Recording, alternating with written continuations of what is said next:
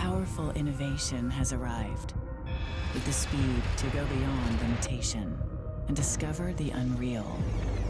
Introducing the Samsung NVMe SSD 970 series, the key to unlocking your power, with the performance to reach beyond the expected, the capacity to illuminate a world of ideas, and the reliability to sustain it all. Samsung's latest NVMe M.2 SSD. Unreal performance realized.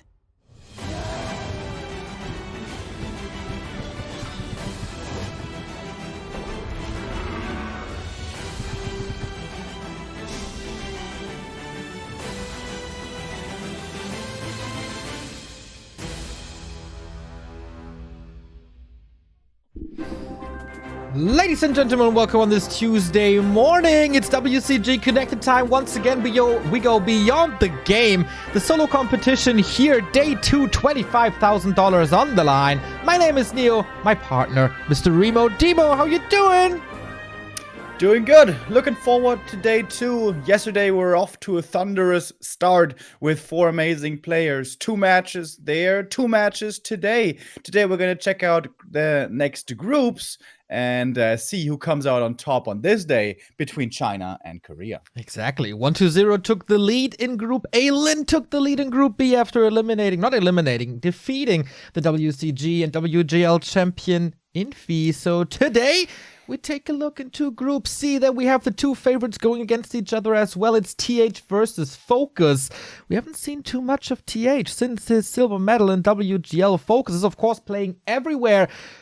Silver medal, DreamHack, pretty damn impressive, if you ask me. In Group D, we're gonna have Sock versus WFZ in a human versus undead matchup. There's a lot to talk about, but that here is WCG 2024 games, and Warcraft 3 is blessed with 2 events. We have a solo competition, and we also have a team competition every Monday, every Tuesday, every Wednesday, here, high noon. Yeah. We've been looking forward to this for a long time. Of course, last year we were already in Xi'an in 2019, and there we could really see how much, especially China in the world of Warcraft 3, if you will, still loves WCG. The tournament has a very special place in our hearts, has been part of Warcraft 3 history for, I guess, more than 15 years. 17. And it's amazing to see the next installment here, connected, of course, this year because of COVID and everything. But we're still going to have some amazing games. 17 years, Remo. The first WCG was in 2003. It was a Bulgarian human winning that all. That was the legendary Insomnia, followed by the legend himself, Mr. Grubby.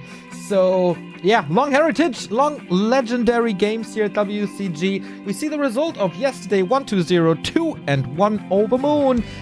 Group B, Infi, Lin, Yoshishi, Soin. We will see them tomorrow. Lin at the moment, leader of the pack with a 2-0 win over Infi. Interesting thing here, we play all 3 maps in the best of 3. So yesterday 2-0 leads were taken and the 2-1 afterwards. Our first day of Group C today, TH Focus. Next week it's colorful Michael. Group D is pretty packed as well. WFZ, Sock, Fly, Lawliot. One of the strongest players in the scene will be eliminated here in Group D as Fly, Lawlight, and Sock seem to be in tremendous shape. Yeah, absolutely. That group is looking really scary and looking like a very scary group for WFZ as well. We're kind of talking about it yesterday.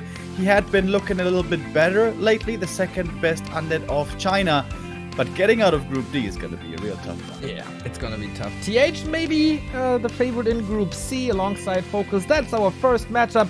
TH, of course, the champion of 2013. Focus ended up 3rd place in that very tournament. Once again, not the best performances here for Focus in this solo competition. TH runner-up in 2019 as well. The last 2 WCGs were very, very good for the 3X. Yeah, and recent history as well. TH had been known to be one of the best humans in the world for quite a while. Most recently, though, Infi has overtaken him. I imagine that must be tickling some ambition in him to get that throne back again. We see the bans here. We're going to be left with AZ, Echo, and What was the last one? Last Refuge? Northern Isles. They were so fast. Amazonia, Echo Isles, Northern Isles it is. Every match in the group stage is China versus Korea, as it is the theme of the tournament. It's Seoul versus Shanghai. And yesterday it was a 1-1, maybe a 1.5 to 0.5, as Lin is living in China for such a long time. Maybe he counts as half a Chinese by now. But who will take the lead today? I think we could end the day with a 2-2. In my opinion, the favorites here today are the humans. Do I agree with that? Yes, I agree with that.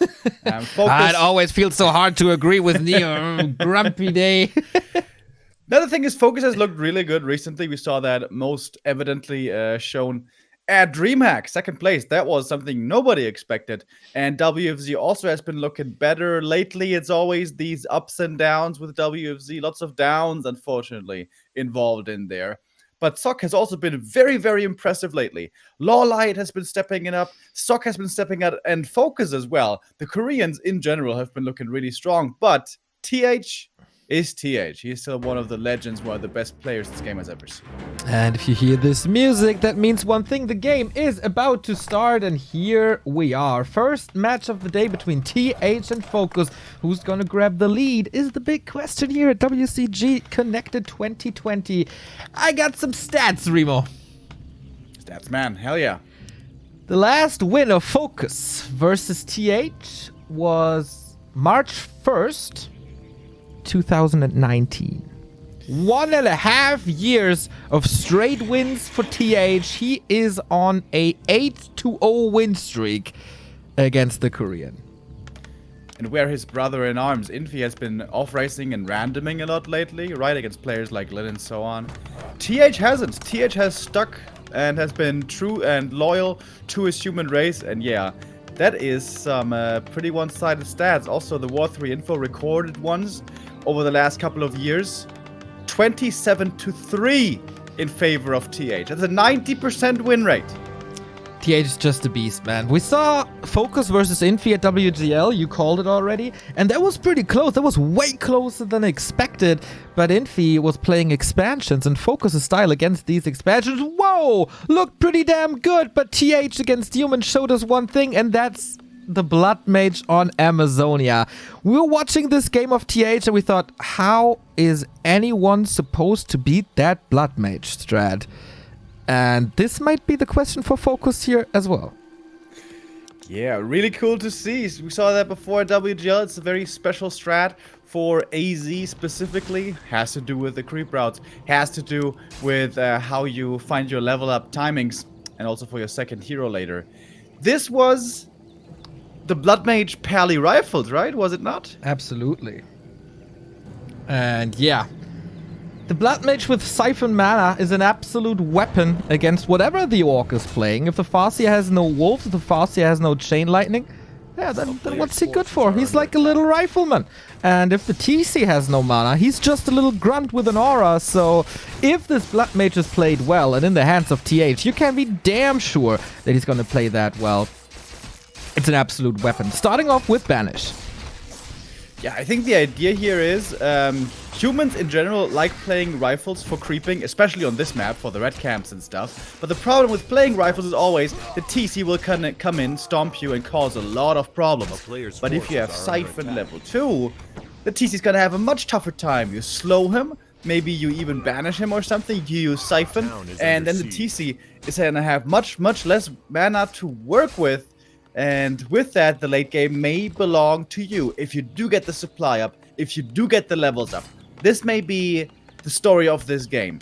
How much can TH creep on his Blood Mage and Paladin both? And how well can Focus prevent that whole thing? Alright. With a Farseer, usually you can prevent leveling, but at some point you have to focus on your own levels as well. And if TH is using Banish, he can kind of surround the Farseer, trigger a TP, and then start creeping.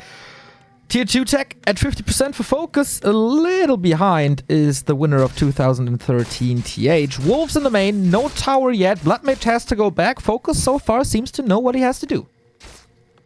A player's forces are under attack. And he's continuing to creep a little bit as well. Fast level 3 Farseer for level 2 Wolves would be amazing. That is probably the best summon for mid-game pressure. Well, I guess Beetles are also pretty good. But if you do that, do you allow Farseer level 3? Blood Mage, excuse me. Blood Mage level 3. Many heroes have really strong power spikes on level 3 in the game. Blood Mage, his doesn't seem so flashy. Siphon mana, right? It doesn't do damage. It doesn't stun, doesn't slow. It doesn't seem that amazing. But the mana transfer rate of 30 per second from the opponent to you is actually a really big deal. Speaking of big deals, Focus stole the creep here. Level 2.9 for the Farseer, preventing level 2.5 for the Blood Mage. And I'm really impressed with Focus's play so far. I hope that he can translate this good early game into an even better mid game. Tier 2 is about to finish. And then the big question, how well can he creep? Siphon is only level 1. Focus moving out of Siphon range really quickly. Important last hit. The Blood Mage got it. Really crucial. If he didn't, the Farseer would have gotten it. That would have been level 3. And a little bit more mana would have been level 2 Wolves right away. So he needs a little bit more now. And the Blood Mage got a little closer to his level up. So here we see the Tauren Chieftain, the Tauren Totem. Yeah, Raider Walker. No Grunt Shaman. No Wyvern. Yeah. Interesting approach by Focus. I wonder if it's the right one. To be honest, I've not seen this in a very, very long time in a professional match. So he doesn't have Lightning Shield, which is a bit of a shame, I guess. He doesn't have Purge, but he doesn't really need Purge, I guess, since there's no Water Elementals. However, having Purge to get through Banish can also be nice. But Spirit Link is quite good as well. Rare to see these units in this matchup, but I mean, this is a special game. What is TH supposed to do now? His Blood Mage is super hurt, all his footmen are super hurt, and he has no shop at the moment. So this is gonna be dicey for sure. And it's a Paladin second, by the way. Yeah, exactly. Pally rifles with Blood Mage, but a different order. I'm sure. Oh, this Blood Mage! The Paladin arrives just in time. Last second Holy Light, but there's a lot of footmen on the table here. Focus getting kill after kill after kill. Paladin has a very tough job to do. All that Focus is losing is wolves. That's it! And he can contest this. He's going Aura first to have a little bit more movement and attack speed. But yeah, this army of Focus isn't too big, but the Farseer is the MVP of this match so far. Yeah, absolutely. TH suffering a few losses here, but it was only in quotes footmen. It does sting a little bit in the mid game, but it's going to be about rifles in the end. Now they're going to contest for the big creep. And the army for the human just seems so small. He needs militia. Is he calling them already? Yep. He got militia in and a couple of rifles. Maybe time for Focus to retreat here with his 37 supply. Still waiting for the Raiders. Still waiting for Spirit Link, which is a great addition to this army. The entire army will take less damage. He has no healing as there's no Shadow Hunter. Big Taskmaster kill. Goes to TH, I believe. Yeah, no Chain Lightning coming in there. Not sure that he had the mana. The Siphon certainly making things difficult. Interesting approach here by Focus. No creeping at all on the TC. Well, there was a little bit, but still only level 1. Normally we see that hero being prioritized and levels super quickly, but I guess it makes sense playing him more aggressively here, as if you just go into creeping, you're gonna get siphoned anyways, and you don't want to allow this Paladin especially to level up. Yeah. But I think he can't prevent this anymore. The shop is going to TH, but the natural expansion is going to Focus. So usually in this matchup we do see the Orc expanding. How does this fare against a Blood Mage Paladin rifle army? Yeah, once this army of the human gets to 50 supply and to like 3 levels, then it's really strong. And AZ being such a small map, it should always be pretty easy to push the expansion. The Beginable for the TC is very nice, by the way. With that, he has really good means to break out of that Siphon for once. Well, he might need that here, walking out of range. Okay, the big transfer rate with level 2, we called it. If you stand in range of that Siphon for too long, you're dry, and nobody likes that. TC level 2.4, not the best progress, and TH knows. What can he do without a TC level 3? Not much. I will contest this.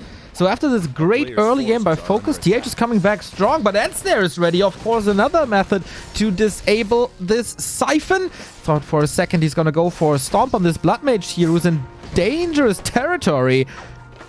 But Focus so far not willing to commit. There we go. No big hero focus. He's focusing on the army, losing a grunt. The damage output for TH seems to be really good.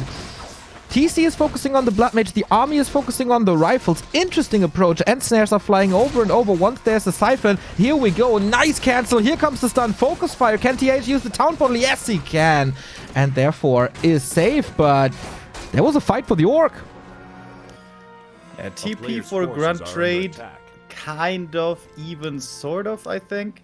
But shouldn't you have used more banish there? Isn't the idea something gets ensnared, you use the banish, and then you move out of the banish? That's an interesting interaction in Warcraft 3. When something is ensnared and it goes ethereal, then the ensnare ends, and that's exactly what the Blood Mage can do. He was full mana that whole time. I think he never even used banish once. Maybe something to improve on later. We're continuing to creep. The TC now is level 3 and still has that big invul and mana potion to make use of his stomp. Speaking of mana potion, big mana potion for the Paladin. That's a lot of healing right there. Blood Mage is almost dry. Tracy trying to find the connection. Enstars are flying once again. 2 units. He wants everything, and he gets everything. What a stomp by Focus, moving into the epicenter of TH's army. And now, how much damage can he do? How many units can he kill? That's another stomp for another 2 targets. Damage output is limited, but over time, he's just eating this human army alive. Did he use the potion already? The TC? Yes, he did. Heal scroll is ready as well. So with the TC being so low, Focus retreats. But that was big damage done. Yeah, that was a good fight for Focus, certainly. But TH, look at his resources. He's so rich, he can easily get up to 50 again. And Focus, he's only at around 50 himself, but he's got double heal scroll still. Might be able to stay in this a little bit longer. TC, though, out of mana. The Farseer has more spells to use. And now the mana is really swinging in the way of the human with the Siphon over time. But that heal scroll was nice. Where are the Ensnares? There's no TP on this Blood Mage. Banish now, still in that surround, fighting out. That was dangerous, man. But the Holy Light is always there, still with the great mana potion. Seems like there's unlimited healing for the human army. And all of a sudden, Focus is in trouble. Yeah, the Blood Mage level 3 level up is going to be a massive one. Are under attack. And the top left seems to be going to TH for free as well. The Merc camp right there is what I mean. 1-1 upgrades on the rifles already. They're getting stronger. TH is getting stronger by the minute. Yeah. And we may have to be worried for Focus here. His power spike has been hit already, it feels like. Yeah, that's what I meant by Focus is in trouble. Both are at 50. Both have kind of even levels. But TH is just getting stronger, and Focus not really. What's his follow-up? He can build more raiders, maybe like Wyvern against rifles seems ill-advised. Kodos, okay, they get sniped easily by rifles as well. So I don't really see how he can transition. He's trying to expand now, but TH is breaking upkeep. This push is dangerous. Yeah. He could play aggressively now towards the Orc base, would be scary, or with this Rifles army, it's super easy to creep the red camps. The item that he just found at the Merc, the Scourge Bone Chimes, was very unfortunate. That does basically nothing for him. But here at the red, there's another big find to be had. Yeah, same for the Rune Braces. Claws of Attack, decent for the Blood Mage, not a crazy item that changes the game. Like, imagine the Brilliant Aura on top of that. Oh, even more mana. We love that. Focus having some issues with the creeps here. Getting the Ensnare on the Golem now, so the Rock Golems aren't attacking. Well done in the end. Taking damage here, though, and TH is ready to punch. What's he getting? Medallion of Courage. The town is under siege. Okay-ish for the TC, but certainly not amazing. Okay. Oh, is there no reinforced defenses? That's an easy burrow snipe. Focus maybe a little cheap on that. Supply still looks even. TC close to 4. We got level 2 Chain Lightning. Maybe he can snipe some priests. What about the priests? Without Brilliant Aura, they don't have much mana at all anymore. Yeah, that's true. Don't have many dispels or anything. Even the Heal is difficult. TC coming in, getting Siphon, but the Siphon was stopped with the Ensnare. Gets off a great stomp! Yes, indeed. The stomp once more, man. He's moving into everything of the army of TH and then stuns everything. But he still needs a follow-up. He still has a lack of damage. TH is prioritizing the Siphon on the Farseer, interestingly, but there's still one more Chain Lightning. TH has a heal scroll, uses that immediately. Level 4 on the TC, still has a TP as well to get out of there. Mana Potion, stuns everything once again. Needs these kills, gets these kills. Neck and neck fight between them here. Peons are fighting with them. And he's trying to force a town portal once again, buying time for the expansion, but the expansion is under threat. There's a little bit of an harass going on by TH off camera, and the Paladin is providing so much healing. Chain Lightning is not lethal at the moment, it's just damage, but you know, with the next heal scroll, he can come up with that, or maybe the Priest working overtime. Focus forcing him back though. Not an easy fight to take here for TH. He has to weather the storm. He has to sit through this, kite back over and over. But in the end, he's going to have much more mana. TC and Farseer are both out of mana. And a Shredder harass might be canceling, or killing rather, this expansion. We don't see that too often, but the Expo is up and Focus is taking care. But the Shredder can of course be used in the fight as well. TH's army seems a little mispositioned, but he's not under threat of the next storm. There's no potion at the moment. No consumables at all for Focus, so he has to fight with his abilities and the physical damage. Nice by TH to banish the Berserker to get rid of a little more right click. And now there's just so little that Focus can do with his army. He only has a few ensnares to work with. There's still a big mana potion on this Paladin. He pops it right there. He's got more and more heals. And it's just so much more sustained for TH. It looks like he's taking this now. Everything's so hurt. Focus has 400 gold. He can go to the shop, maybe. Get another heal scroll, heal everything. But the Kodo is a big loss. He's blocking himself a little with the Grunt. Raider for the rescue. But for how long? He desperately needs that heal scroll. Oh, and the Shredder. He is canceling this expansion. And that didn't pay off. What a genius move from the 3X to use the Shredder against the second base of the Korean.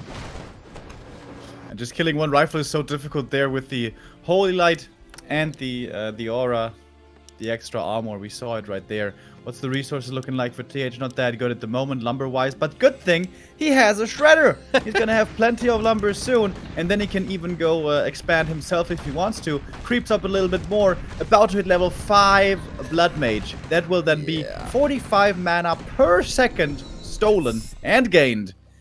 And he even hits it right there. That's unbelievable. Oh my. I've rarely seen a level 5 Blood Mage. Maybe it's even time for Big Orange Bird. AKM, are you watching? I hope so. TC has 2 mana potions. Is Hero Focus the name of the game now for the Korean? How though? Like, you have a bit of Chain Lightning, you have a bit of Ensnare, but there's so much healing. This Blood Mage just has so much healing. He's got an invul to protect himself, and of course the Blood Mage will always be the #1 target to be healed by the Pally. With invisibility, maybe. Yeah. Yep. But the Farseer is kind of far away. Wants to get these kills. Oh, the Paladin with the Holy Light is on point. So all these 2 spells accomplished was not even 1 kill. It forced 1 Holy Light. TH absolutely on point. Gets another Storm. So finally, 1 unit dies for TH. Is there more? There is another mana potion. There's 1 more Storm. Maybe 2. There was a few great ensnares right there, minimizing the mana drain as much as possible, but there's still enough mana drain in there, and this human army is just so much more damage, so much more tankiness and sustain. I feel like we get the double Gs soon. More storms. It seems like a neck and neck fight, but 20 supply ahead.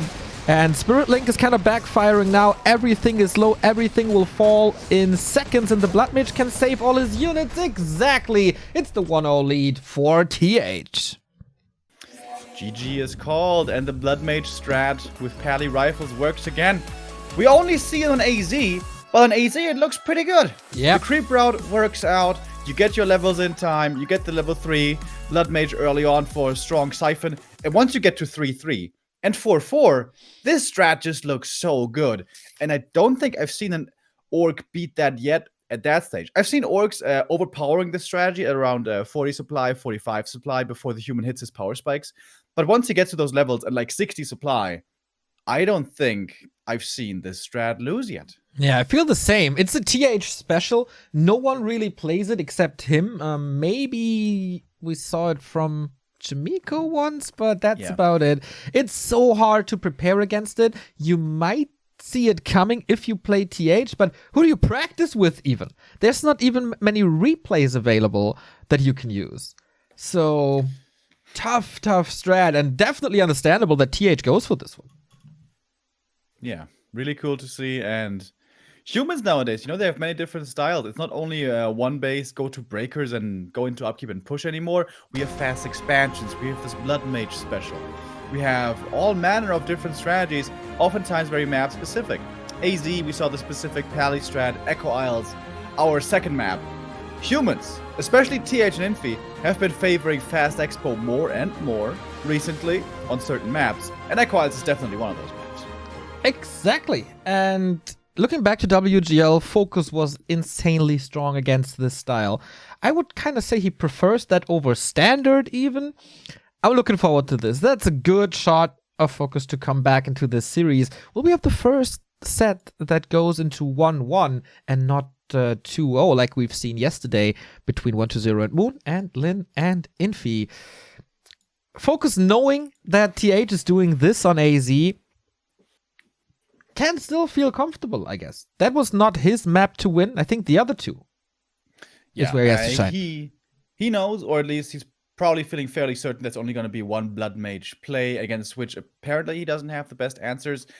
Now, Echo Isle's fast expansion was played with Blood Mage a while ago with a certain amount of frequency, but that was still mostly in the Blade Master days.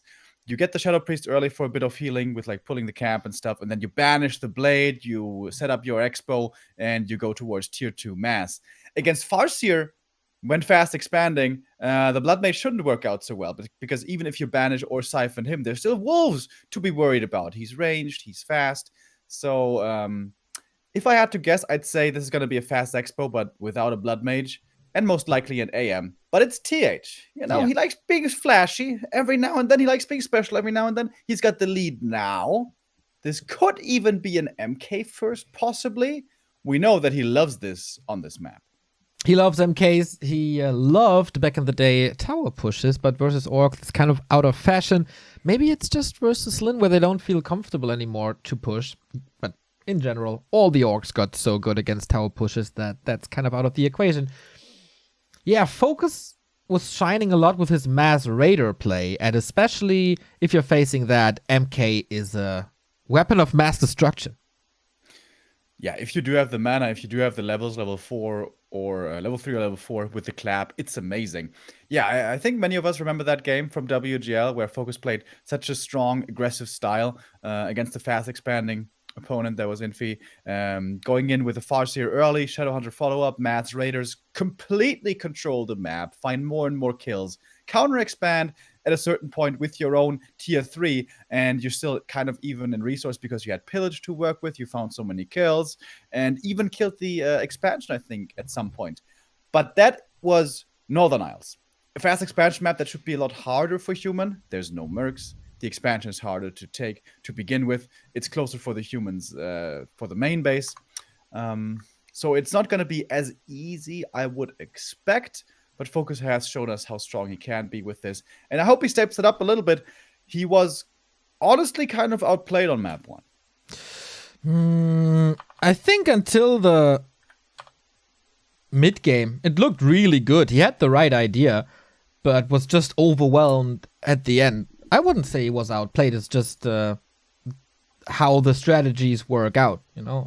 TH survived until his power spike hit, and then Focus wasn't on par anymore. And TH just brought it home. I think he's not playing weak or anything. There were no major flaws in Focus's play.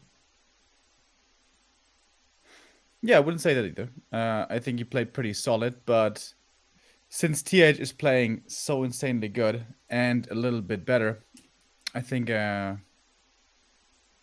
being outplayed a little bit still. is the right term to use. I felt like TH knew exactly what he had to do and knew that as long as he survives and gets to the late game stage that he's looking for, he's going to be looking very strong in the one base game that we saw on AZ. Fast expansion on Echo, I feel like, is almost meta nowadays. It took a while to once again get established. You know, it's dangerous to go up against that. Early grunts, early Farseer can definitely put on a lot of pressure, but the humans have become so good at dealing with that. We saw that at WGL, TH and Infi able to fast expand against Night Elf, rocking it out to the late game. Against Undead, it has always been the case pretty much. And nowadays, we see it more and more against Orc as well on specific maps. True. This is a rematch, by the way, of WGL quarterfinals. It was on paper one of the more one-sided affairs, but TH and Focus they carried it to a 3-2 that TH eventually won and later on advanced to the grand final against Infi. Focus, by the way, he hasn't seen a WCG final in 7 years. He wasn't one of the 2 Koreans last time qualifying. That was Moon and Lawliot. Also, No Lin. Hard qualifier process, though, last time for the Koreans. If they have so many great players, and then only 2 were able to make it. Tough situation over there in South Korea. Still waiting for a second match to start.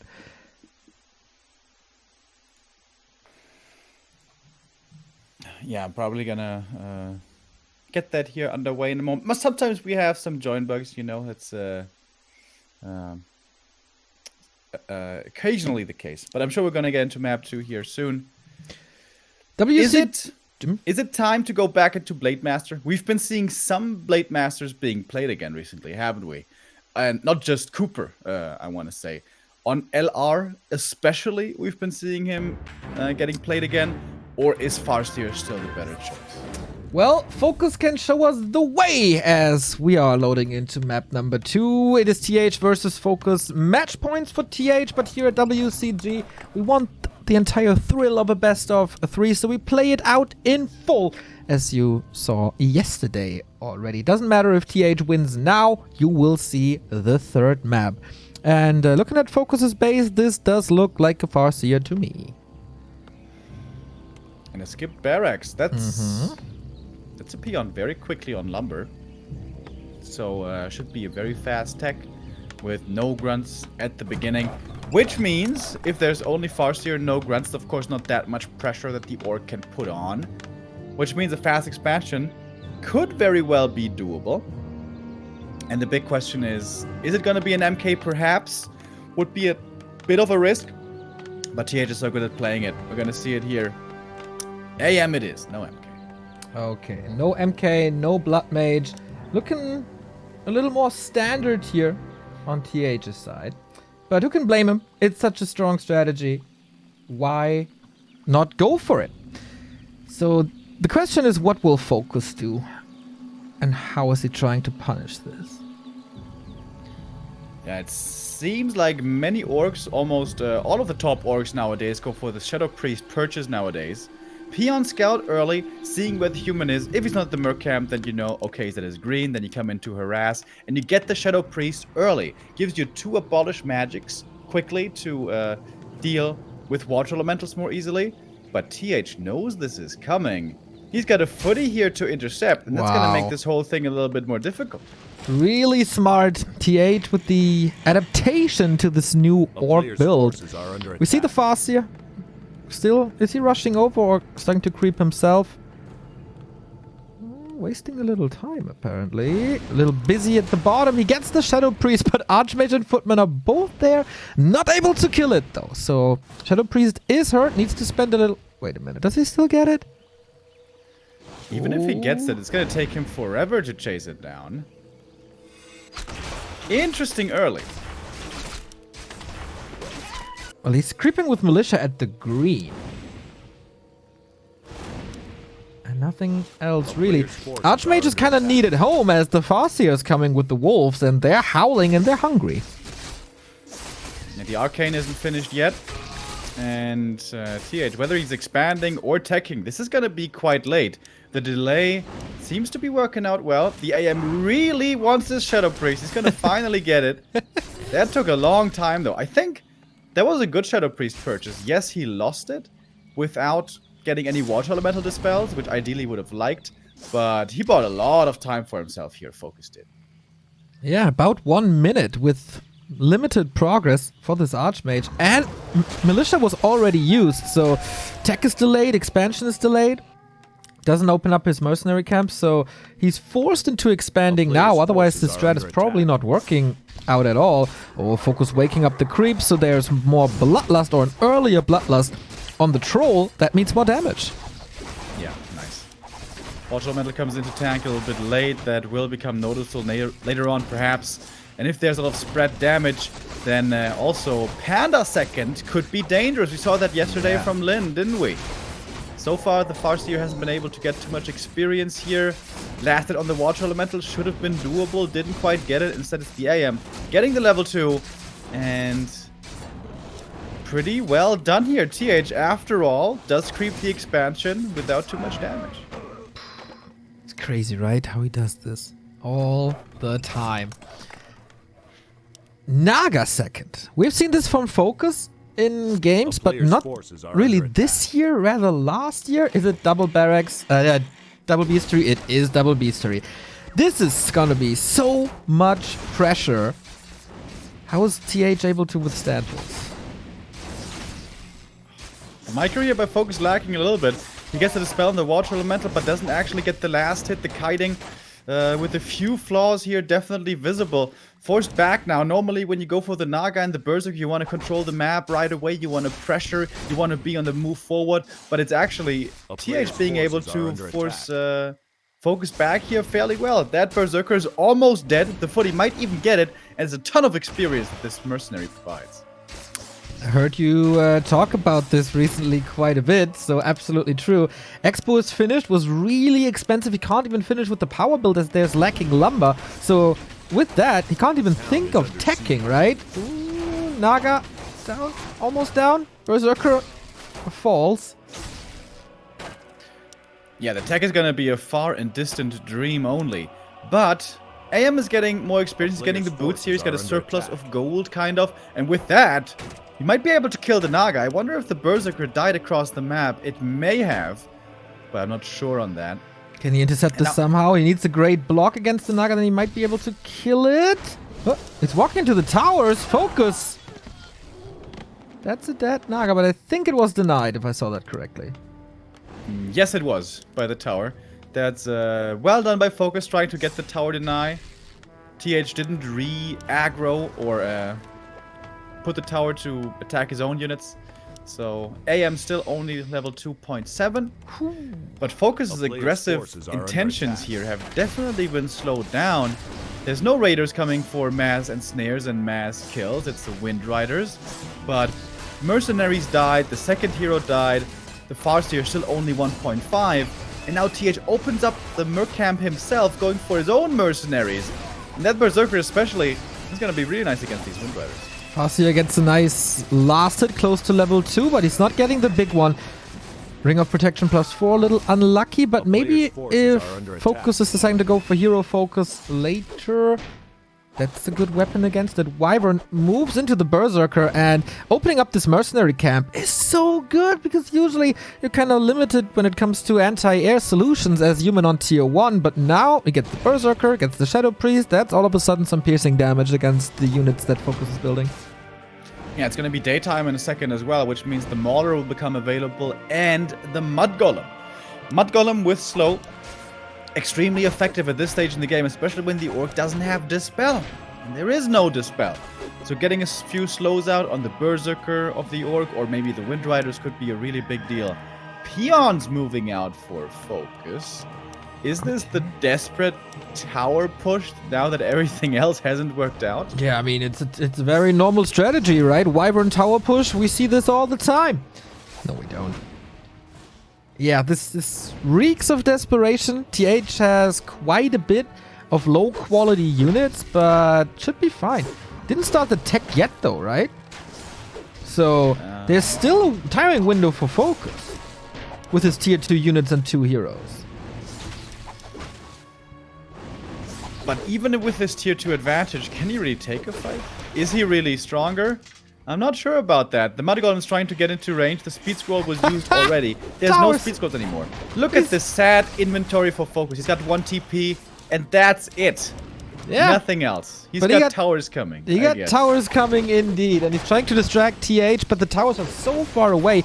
Even if they finish, they just provide a little safety when you're sieging that base, but they're not attacking the base of TH. And everything is so low already. I don't think this strategy is working out. But TH is losing units. He's forcing out more resources off of the Chinese. TP out on the Naga. I guess he's going back. Oh no, Wind Rider falling as well. Triple water elemental. I think he wanted to go home, heal up, push. But TH just shuts this down. Really strong performance by the Chinese. Yeah, there was even 2 Wind Riders going down, so the AM's gonna hit level 4 here in no time. This Mud Golem control, by the way, was amazing. He never overexposed it. He always kept it in perfect range for the slow. And of course, you know, 240 HP only. It dies so easy, but TH keeps it alive. Really well done. And at the camp here, he gets the Scroll of the Beast, which at the right moment can be a big help. He used a lot of mana already, so it should be limited. But the Brilliance Aura level 2 is helping out against that. Can he do something with the positioning of the Wyvern? Not really. Sniping the Mercenary, that's good. But he's not even close to level 3. A player's forces on anything. are under attack. The speed scroll committed. He only had 1 long cooldown in the shop. Speed scroll is now over, and the slow is kicking in again. And this Mud Golem is somehow still alive. That is just insane by TH. He's building a barracks, right? Yep, he is. Okay. Time for some demolishers. Proxy barracks by Focus. So indeed, we see a lot of demolishers this WCG already. Lin the Mud Golem died. On this map, he died, but he slowed the Naga. And TH trying to close this around with the help of the trees not working out. But yeah, this is time for the siege, I guess.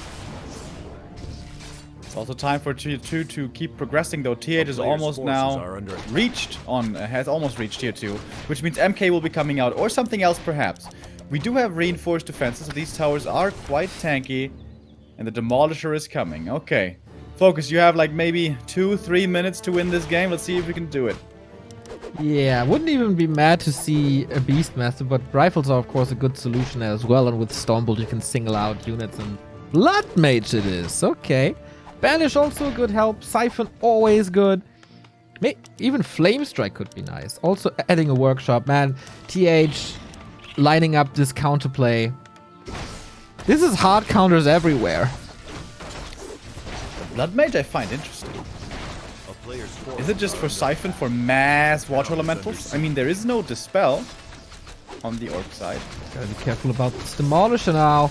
Shop is coming. I like that move by Focus. He's trying to get some units, and it does work. But Focus is moving out of tower range. They're not helping him anymore. Archmage in trouble. He's going for the hero Focus. There was a potion on him. There's also a TP. Chain Lightning probably not available. Losing a lot of HP on the Wyvern, and this one Wyvern in general. Bloodmage's gonna come out if he goes for Banish. He's gonna have an answer to Ensnare. Might be the right call. And yeah, it is Banish. Okay. Just against Ensnare. Interesting. Yeah. Level 3 Farseer. Finally. This took forever. This took him 12 minutes. It is Wolves level 2. There's very limited Dispel. But the Demolisher falls, and that takes a lot of pressure off of TH, as his buildings are not really in danger now. Yeah, exactly. And the tier 2 production buildings at the expansion, they're finished now. He can pump from those. I imagine some mercenaries at the Merc camp should be available now again as well. A lot of banishes coming out, but still a few footmen going down. It's more experience to the Orc heroes. Naga's about to hit level 3, but he's out of mana and there's no shop here. Yeah, I love the fact that TH was focusing hard on the shop. He cancelled it twice already. That's the 3rd attempt. And everything is low. And if there's a shop, you can just buy heal selves and heal up pretty much the entire army. Try sieging with the raiders. But here now, It's not really possible. Saves one peon into another tower that will be wrecked by the water elementals. Barely, close to level 5, by the way. Naga level 3 finally should be Fork Lightning, but there's a lot of pressure on her as well. The multi-teams are taking care of the towers in the back, and then this makes life of TH even easier than it already is. Yeah, if these towers fall, this game is certainly over. And with now the Merc support and everything else coming in with the mortar teams, I think we're about to see it. Double G's to be expected any moment now. The Demolisher falls. Almost everything here is falling. Focus down to only 40 supply left. 5 and 2 level ups. That's it. GG. 2-0. TH, our winner. GG indeed. Was that to be expected in this fashion? I guess a game like this on Echo Isles, nobody expected this, but nice attempt by TH. Trying hard. In the end, doesn't work. And again, it's a 2-0, the third 2-0 in a row here at WCG Connected. Can now focus, follow in the footsteps of the players from yesterday as well, and at least get a victory on map 3 to improve on his map score a little. That's going to be our next game on Northern Isles. And in case you guys don't know how it works with the map score system, so wins are still the most important thing. The first thing in the table, in the group table, that's going to be looked towards is going to be the number of wins that you have. But in the case of equal amount of wins, then it's going to come down to the map score. And in that case, getting a 3-0 rather than a 2-1 will be much more beneficial. True that. Northern Isles, this was the crazy game between Focus and Infi, where Infi expanded and Focus was able to break it after like 20 minutes of nothing but ruthless attacks. TH, though, I would say he's more of a one-base player on this map. We've seen the fast expansion on Northern Isles fail yesterday again. Maybe that was a lesson for the 3X that he was able to learn from his brother Infi. Yeah, would be a much harder expansion to make work. It's a harder camp, and most importantly, no mercenary support. The mercenaries definitely helped TH out there a ton towards the very end to break the siege, but also before that to stabilize him a little bit. I was quite impressed there with TH. He was definitely under a bit of pressure, but he always knew what to do. He always took the fights he had to, never overextended himself, found good creeping, good levels, and especially that Mud Golem controlled it. The fact that that Mud Golem lived for like 4 minutes against 5 Wind Riders, that's crazy. But TH is showing up strong here, which is exactly what his fans were hoping for.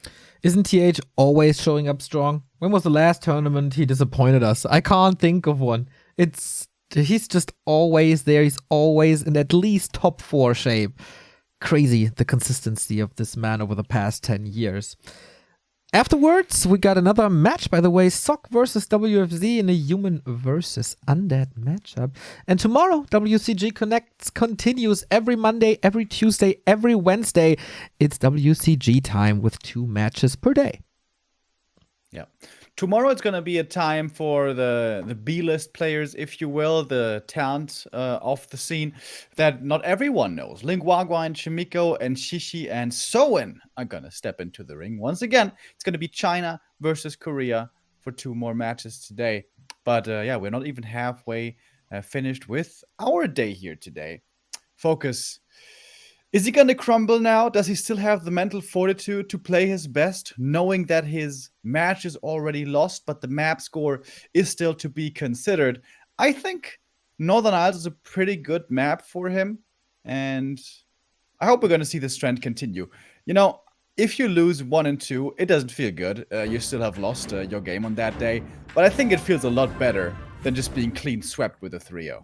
Definitely. And with that, we go into map number 3 between TH and Focus. Northern Isles question here, TH expansion or not? Focus, what's your response to this? Is it Farseer once again? I think in this matchup, this is set in stone though, right?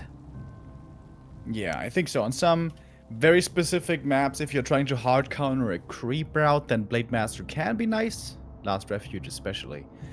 But here I think it should be a Farseer. Also, the Farseer just works out really well on this map. You play him aggressively right away, and either you can prevent level 2 on the AM for a long time if he goes for the slow creep route, or you can punish the peasants really heavily if he goes for an aggressive creep route with taking the big camp at the Tuskars first, or maybe even at the expansion. at the expansion against Orc would be kind of crazy, I think. So I imagine it's rather going to be the green camps for TH to start with. The big strategical question here for both will be, is TH going to fast expand or not? What do you think? Archmage, no Blood Mage? I don't think so. I would think he saw the Infi matches at WGL and yesterday. Thinks, okay, let's just try one base. Also in his matches against Lin, he rather played one base than two. Yeah. So 3 eggs, 1 base. 3 eggs, 1 base. I like that. 2 heroes. It's gonna be the AM and the MK. Wait a minute. That's a fast tower, though. Also an interesting position. 3rd farm. So it's no wall off in the main. It's kind of standard nowadays. So the AM can retreat and deal with the footies a little, the wolves a little bit by himself. But if you go green and then fall back to defend your main, then normally you don't need a tower. So what does that mean? Does that mean he's gonna upgrade the tower and just run out aggressively on the map with the AM looking to... Oh my god, he's creeping the natural first? Oh my god. Focus sees it in a bit, but his Farseer is moving to the right-hand side. Only the wolves in for the harass. Lin was able to take 2 creeps here yesterday, but the Farseer is so far away that I don't think that's possible. Wolf halfway expired as well. Farseer coming in now. Archmage got it. And the level 2. And the crystal ball. This is perfect. How well did he creep this, by the way? Yeah, super fast. Taking out the Tuskar right away, which has really high damage, but you can kill him quickly. Gets the full camp. And there's basically nothing the Farseer could do about this. Because orcs can't scout early with the peon, you have to rely on your wolves to scout. That's just a little too slow. Now, Focus has to punish these peasants heavily. Yeah, but with only wolves, that's why the Arcane Tower is here. Does extra damage to wolves, also burns mana. Oh, and how smart is the positioning? Yeah. Burning the Farseer right now. Yeah. Oh my god, TH. He's pretty good. Yeah, he's a decent talent. We should keep an eye on him throughout this tournament. Oh boy. Wow, what a sick build. That is so cool. I'm kind of surprised he's not saving this for like the playoffs or something. Yeah. But man, that's cool. It's definitely an exclamation mark to all the orcs out there who thought, okay, they have this under control somehow, this matchup, but with this now, I'm not too sure. But we're at the 4-minute mark. The expo hasn't even started yet. Lumber is limited. There was, of course, militia used, and Focus is attacking once again, going for heavy tier 2 aggression. Alright, here's the panda. We've seen that before. It looked really scary in the hands of Lin. If you can kill all the peasants right now, cancel the expansion, that can sometimes be the game already. We have grunts now in the mix as well, wolves still. But they can't be resummoned much, these wolves, because of how well this Arcane Tower drained the mana. TH just has a brilliant strat on this map. Infi was broken with the Panda in nearly 6 minutes yesterday, or 5 minutes. How much can the Panda do this time? There will be some casualties on TH's side, but I think with the early game as good as this one, he can afford it. Infi was losing the big Ogre yesterday, but good Farseer position, catching the retreating peasants. And this all of a sudden is a lot of kills, but he can't afford to lose the Farseer, really? Oh, blocking himself. Town is Okay. under siege. Dude, if the Arcane Tower gets the kill, this is the best Arcane Tower of all time. But he's not gonna run into range. Yeah, a few footies went down, a few peasants went down, but the panda got surrounded! Oh my god, dude. In the heat of this craziness, TH still gets the surround. That's gonna be level 3 and then some. Wow. And And the towers are coming Farseer. up. The Wait a minute. Farseer. He's got the grunt surrounded as well! Oh my god, this is an absolute disaster. The Farseer has no business engaging into this. He's so Oh hurt. He has to move back all the way as there was no shop early. And yeah, this is an absolute disaster. This is almost unwinnable at this point. Of course, you don't want to tap out. TH destroys him on tier 1 in 5 minutes 30. This game's over. A player's Dude. forces are under attack. How sick was this game? Oh my god, insane creep route, perfect execution. fends off the scary push perfectly as well. Getting a double surround on Panda and Grunt with like 3 footmen. Yep. 3 footmen and a watch elemental. Yep. God damn, TH. Isn't it crazy God. how we saw the matchup yesterday on this map, but just different players? And on the one side, the Orc wins the game in 5 minutes, and on the other side, the human wins the game in 5 minutes. Yeah. You know what I want to see? I want to see TH versus Lin. Can we do that, please? Can we just add another show match after our second game today? Could we fit that in? Do we have the time? Please. Pretty please. This is just amazing. So impressed with TH, dude. Oh my god. 6 minutes 40 for the level 2. TH on 2 bases. Pretty sure he's teching now. Yes, he lost a couple of workers and a couple of footmen, but that absolutely doesn't matter. He's already up at 40 supply. Oh, not teching yet. As well. Oh yeah, true. The tech is quite late. Ensnare on an illusion. Nothing's really working out. So is there one last push and focus? It doesn't feel like he's hitting a power spike, right? He's just barely surviving. Oh my! The Demolisher pops out of the barracks, this vulnerable, squishy target, and the Water Elemental is right in his face. No reinforced defenses. TH is owning him. But there's no defense, so these footies are going to be taking a lot of damage from these burrows. Totally fine. Oh, he needs to get the Demolisher, right? Oh. And he does. Perfectly calculated. Oh my god, with the last Watch Elemental hit as well. I mean, obviously, I guess. And the shop is ready. He TP'd to it right away. Now he's healing. He saved basically all the footies. The tech is underway. That's a pretty good game right here by TH. And I think Focus is preparing another like tower push on mid tier 2. But TH sees it coming a mile ago. He can prepare. I think once this tier 2 is done, it's just over. A player's forces are under attack. Alright, Focus, how can you somehow win this game? Is there a way? It looks rough. Oh, TH not going for the next base attack. He takes out the lab first. Could go for a cheeky Zeppelin or maybe Sapper. Is there a good Sapper spot between the burrows? There might be. Yeah. That's gonna get level 3 at least. That's gonna help certainly against these footies. Zeppelin by TH. Oh, only on the Archmage. Not dropping into the Orc base. Yeah, he's getting level 3, but what does that do against a lot of breakers?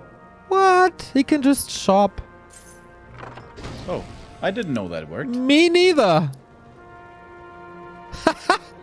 Okay, and that's a lot of footmen now. And I imagine they have to defend now. How many is that? 9? Jesus Christ. 9 footies indeed. Panda, you are needed. But he's far away. 2 Water Elementals, still no reinforced defenses. Also, no Archmage here, right? There's Zeppelin somewhere. Yeah, there we go.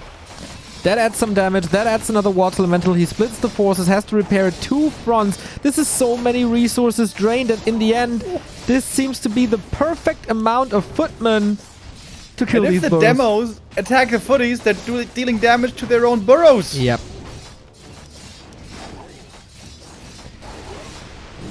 Boy. Double AoE, okay, with Chain Light. Is he Zeppelin microing now to save these footies even? Oh yeah. Okay. Damage done. Focus supply stuck at 30. And Zeppelin even survives. Wow. Yeah, Even good set up attempt a by farm wall. good attempt by Focus to just try and stay in this game, try to find openings. But he will be the first player to go 0-3 here. MK is coming out, but at least the Sanctums aren't ready yet. Oh my god, there's so many buildings coming though. Double Sanctum and a workshop. How does he have all this lumber? TH! With a Chimico lumber hack. True. A player's forces are All under right. attack. These Demolishers need to kill this expansion right now if Focus wants to have a chance still. Yep. But Mountain King is here. Mana Potion on the Panda will help as a heal scroll as well against the double AoE. Farseer is not level 3. Would love to see the damage on the Town Hall. Going Clap first, interestingly. No hero pressure. And the Zeppelin for the rescue, at least for now. But this looks defended. Good ensnares with the Water Elementals, trying to keep them away from the Demolishers. But still there's pressure towards them. MK with the Clap doing a decent job against the front line. Breath against the footies. Does hurt. But damn, everything is so low for Focus. Yeah. Doesn't have a heal scroll. And it doesn't work on Demolishers, of course, with them being mechanical. There wasn't even any militia needed to force this back. Close to level 5 Archmage. There we go. One more. And Focus just lost 20 supply. And TH barely anything of value. So, yeah. Good try. Mountain King dies, okay. But still, level 5 Archmage. There's no solution against level 3 Water Elementals at all. Yeah, it's a level 1 MK. That's totally fine. I know there's only one Demolisher left. Yeah, this tunnel can take a bit of a beating. It's gonna be quite survivable. Our Observer loves the Masonry upgrade. Yeah, it did help out. It's a speed scroll used. The only speed scroll, by the way, which means these sorceresses will come in clutch here in no time. TH had to invest a lot of gold to hold here. We can see he doesn't really have any bank, but he managed the hold. That was the most important thing. And now he has his 2 bases to rely on. Focus didn't expand across the map. He is stuck in this position. He is super all in. He's got decent hero levels at 3 and 4. But Demolishers in a straight up fight, I don't know how they're gonna do. Well, I guess I do know, actually. They're not gonna do well. I was about to say, you don't need to be a prophet to know how that goes. This match is just going into one direction. 50 damage on these Water Elementals. There's no healing at all with this strategy with Farseer and Panda. You do have AoE, but no chance. TH3-0 statement win from the champion of WCG 2013. And that was every single map played really well. Yeah. Northern Isles was the sickest. That just blew my mind. But AZ with the Blood Mage. Echo with the easier fast expansion with making use of mercs. And then the third map with a brilliant creep route with a bit of a trick. And even holds on to the expansion without mercenaries. Damn, goddamn TH. That's what a champion looks like. Exactly. I was thinking that Infi got, for the first time in forever, it's just one step ahead of TH, but he's not. Judging from these games, here we have the recap of the match. TH taking all 3 maps, AZ with the Blood Mage, Echo Isles with an expansion, and Northern Isles with absolute dominance. Alright, the first clean sweep here. That may become valuable for TH in the group stage. In his group C, there's 2 more players that we haven't seen yet. Colorful and Michael. But with this start, is... Like, TH just defeated his strongest opponent, probably.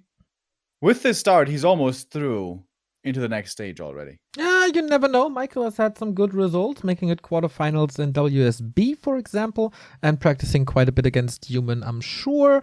He threatened him in WGTL with a Lich first as well. That was an interesting approach. So with Michael, you're never really sure what it is. And Colorful, on a very good day, can be a force to be reckoned with as well. So it's not like it's an easy pass into the quarterfinals now. TH got to play his best. We go into a little break, and then it's time for SOC versus WFZ.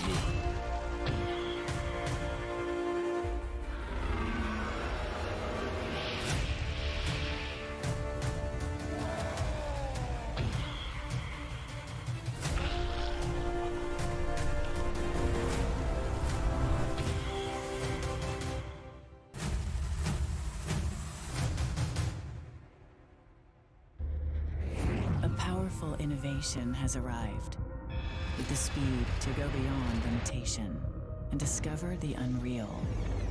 Introducing the Samsung NVMe SSD 970 series. The key to unlocking your power. With the performance to reach beyond the expected. The capacity to illuminate a world of ideas. And the reliability to sustain it all. Samsung's latest NVMe M.2 SSD. Unreal performance realized.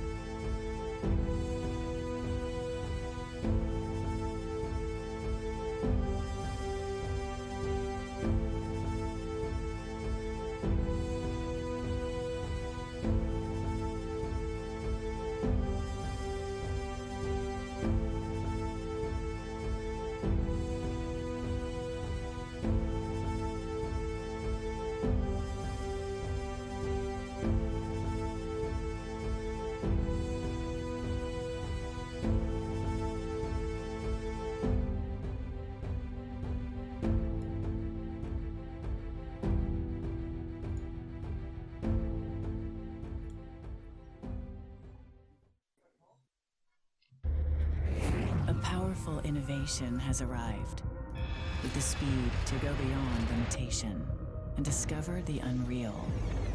Introducing the Samsung NVMe SSD 970 series, the key to unlocking your power, with the performance to reach beyond the expected, the capacity to illuminate a world of ideas, and the reliability to sustain it all. Samsung's latest NVMe M.2 SSD. Unreal performance realized.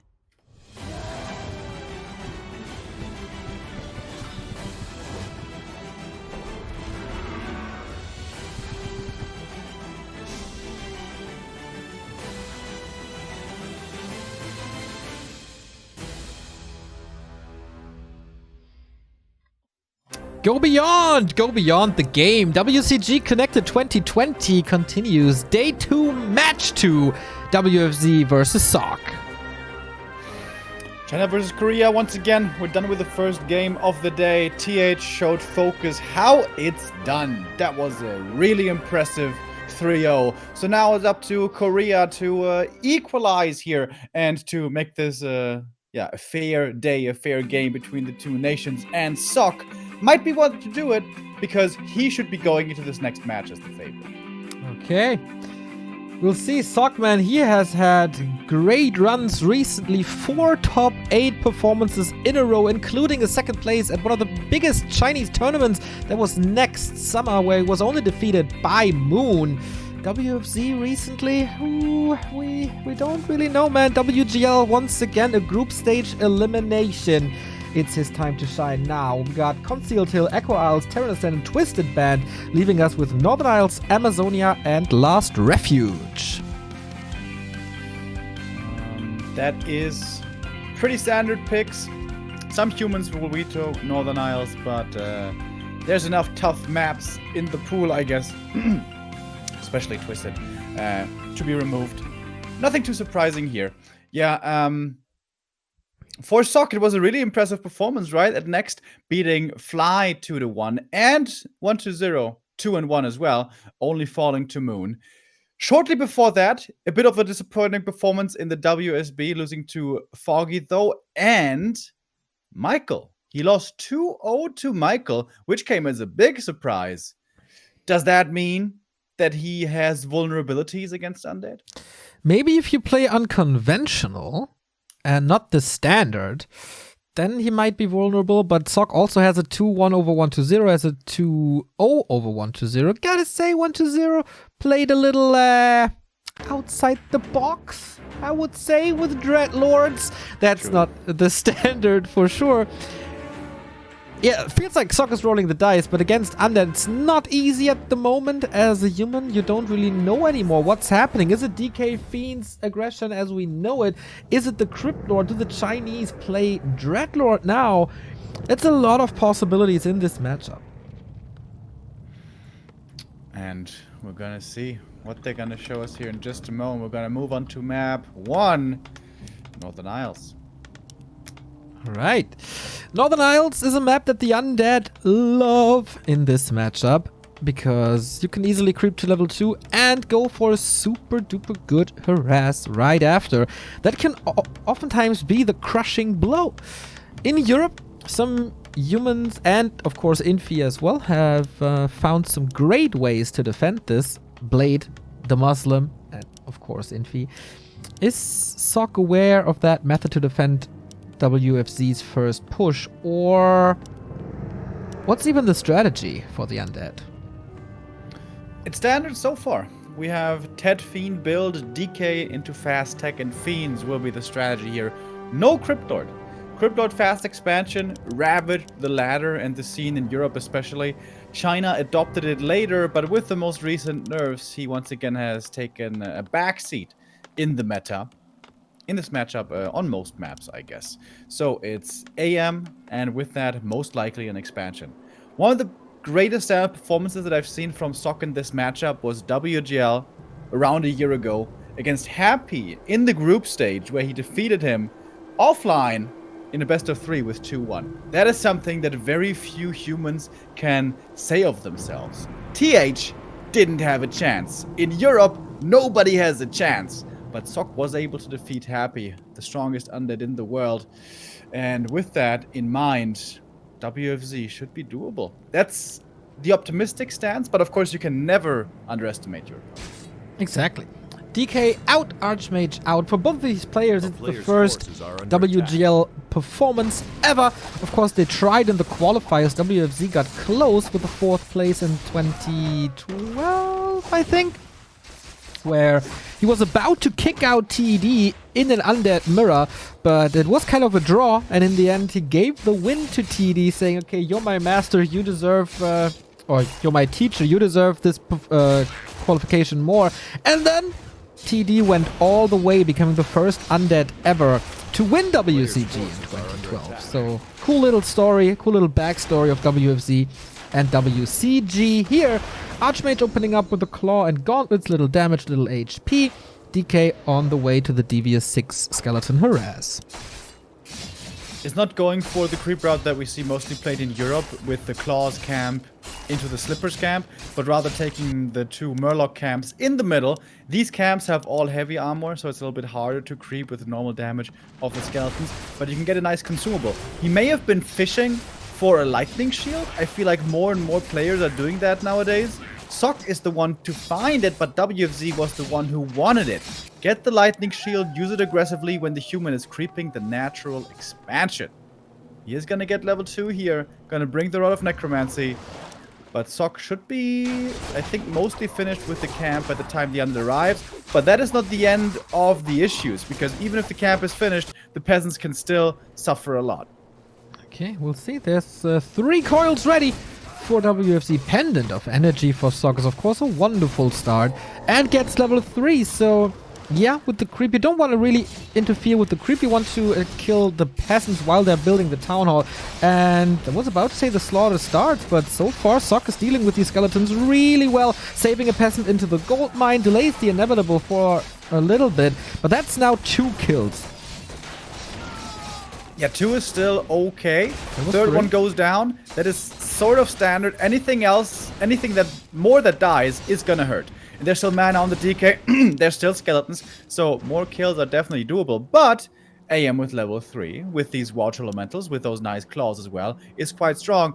And this seems to be a new development from the human side, right? Everyone knows, okay, the undead is going to be creeping level 2 and then coming in for harass. I'm going to have a lot of time to creep. So I'm going to power creep quickly with the AM, get level 3 fast, and then have my level 2 Watch Elementals to protect my peasants. Exactly. And we do have a bouncer on the right-hand side, trying to defend the peasants. Is there a bouncer on the left-hand side? I'm not too sure. Good damage from Archmage and Water Elemental on the DK, down to 50%. Skeletons are kind of easy-ish to deal with at this stage, when a Water Elemental is still out. But mana is limited on Sok's side, and there's only 1 Lumber Worker? That's not too good. Yeah, on the other side, there were 1 or 2, but I think not that many. 1 more peasant went down, brings us up to 4. That is number 5 going down. And that definitely will become noticeable. That hurts. But there's also a lot of damage on the undead side.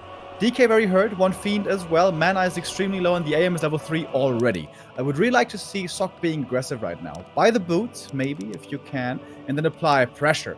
And try to prevent this undead from creeping. Maybe steal like a few camps away from him as well. And of course, don't forget about the production of peasants. He needs to remake peasants quickly, especially with all the ones that he lost. Exactly. WFZ could tech already, so how hard is this tier 2 pressure going to be?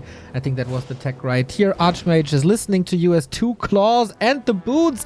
That's a lot of pressure, as you said. Great inventory for that play, and we've seen it more and more from human. Of course, we've seen it from TH and Infi, and sometimes even Fortitude for years, that they use the mass footmen you build in the early game to kind of throw away units to distract and push into the undead base. The Muslim did it in Europe, and it looked really, really good. So the question is, when do you attack? When can you dodge the undead in the middle to cause some trouble in the main? Yeah, the positioning here was really good. Could always threaten this run by. One of these probably was purchased, by the way. He's taking a look at the marketplace again. This time doesn't buy anything. First Nova hits, first footy dies. But only 1 footy going down for a Nova isn't the worst for Sok. It's the worst thing always when everything is clumped up, Nova comes in and suddenly 3 footies die really quickly. That then does become painful. Sock has started the tech. I don't think he started his defend yet. And this is where we can now feel the peasant slaughter from earlier becoming painful. The lack of lumber. Yeah, this... okay, he needs to get something done here with surrounds, but doesn't feel like it's working out. Damage on some fiends, some statues, but in the end, Archmage mana once again limited. This is not much pressure at all. WFC again supply stuck? It's a lot of damage on the statue. It's only 160 HP left. Okay, Sock now deal with the committing water in. metal. Repair. Nicely done. Committing even into the base with a foot. He's trying to get this shop killed. It's a lot of normal damage, but this could be a lot of footmen going down in return, but they do get their target. Shop taken out. That means no more statues. Exactly. And also no orb for the next minute or so. And not even too many footmen died. You can see it on the lich. It's 1.6 with this. You can still creep with the amount of footmen you have. And we get more towers in the main. We get more towers at the expansion. Blacksmith tier 2. That was super cool by Sock with the boots and the claws and the water metal. He puts pressure on the statue, and the statues are so important. WZ has to make sure to protect it. And with that, there's another opening to attack the shop. Got the shop kill. AM was in trouble there. Oh, is he stuck? No. Okay, he gets out. He ate the Coil Nova. That hurt. And yeah, as you said, the orb is delayed, and that is a significant slowdown of this under tier 3 timing. I agree. No level 3 yet, no level 2 yet. Statue hurt, needed repair. No third statue possible at the moment. That is buying Sock a lot of time. Ooh, Zeppelin even. Cheeky plays. And a shredder. Exactly. Old school Zeppelin drop harass. That's something we used to see way back in the day, like 2010 and stuff, when the undeads weren't quite applying pressure as crazy strong as they oftentimes are nowadays, where the human still has a window to go for this pressure, and that window may just barely be there. There's a TP, by the way, repurchased by Sock in case he needs to go back. His goal, of course, is to buy time, to distract, for his tier 3 to come in, for his knights and triple hero and stuff. And 1 DK only, I don't think is going to be enough to deal with this pressure, especially thanks to the shredder. 1 Acolyte already down. Town portal home. There's no staff, so this Pit Lord push is defended. He's still going for the Haunted Gold Mine. Is that the right call, though? It's only an Archmage. Might be forced to TP out. Still Footman ready. It's going to be close. There is repair. He's town portaling out. Shredder's doing a lot of damage. Archmage about to die. And he's not getting the Haunted Gold Mine. But lots of damage done. TP gone as well, but saving the hero is more important. And the most important thing, forcing WFC to go back to his main base and not be in your face. How close was that, though? That was like 15 HP or something. It was very close, Remo. Very, very close. Ooh, Jesus, that's scary. Shredder now into the main. That means that the lumber peasants from the main can always be called non-stop to be militia. That's really helpful. Really nice play by Sock. But the danger isn't over. The undead tier 3 is now online. We have triple hero, fiend, statue, destroyer. This is still very scary. And Sock isn't 100% ready yet. What he needs is triple hero, 70 supply, knights, gyros, maybe breakers. I'm not sure if he even went for the sanctum. Did he skip the sanctum, just completely bypassing the breakers? Not sure. Would have to take a look in the bases. But what I worry a little about is that the tower position, especially at the expansion, they're all clumped up. It's basically a tower cluster. So with destroyers that have AoE with the Orb of Annihilation and the AoE of the Pit Lord, it can be broken fairly easy, I think. Yeah, I also caught a glimpse of it earlier. Normally the way you want to do it is towers in the back and then like shop and blacksmith and maybe farms in front to block, to make it harder to attack, especially for the fiends. And that wall-off didn't look that amazing, but we don't want to be too harsh on Sock. He has been playing a really good game here so far. Maybe the building position is something he can look to improve in the future. And now the building position may become impactful because here comes the push. Not against the towers though, attacking the workshop first. The Rain of Fire against the peasants does a decent amount of damage.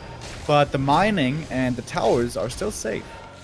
Yeah, and this doesn't look too threatening for this workshop at all.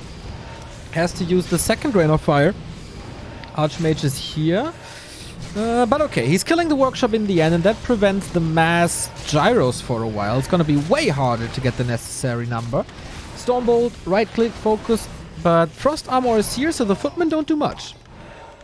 The workshop was kept alive, just barely. It was super close. Mass peasant repair. A lot of them are gonna be going down now with the Nova. It cost a lot of mana. Lots of Rain of Fire and Nova has been used already, but the Lich hit level 3. Stock now 61 supply. More knights coming out. The Paladin is finally ready, but not in this fight yet. Still waiting to come in from the main. This has been some pretty nice repair, but finally the workshop will be falling. And I don't think we have too many gyros yet. No, only 4. WFZ at this point must have webbed this. That would be a huge mistake if not. I like that he's going for the farms to keep... Okay. Oh no. Sock is not supply stuck. I just see. Okay, he's at 90 anyway. Nova? Does he have a follow-up? He sees the tower cluster now, but no AoE anymore. So he was at 96 supply farms. Isn't yeah. that even too crazy? Yeah, I don't know, man, but whatever. So he's engaging now. Took a pit stop at the shop. There's a big healing on the Mountain King. Level 2 for him. And Fiends are falling rather quickly. That's the double kill right here.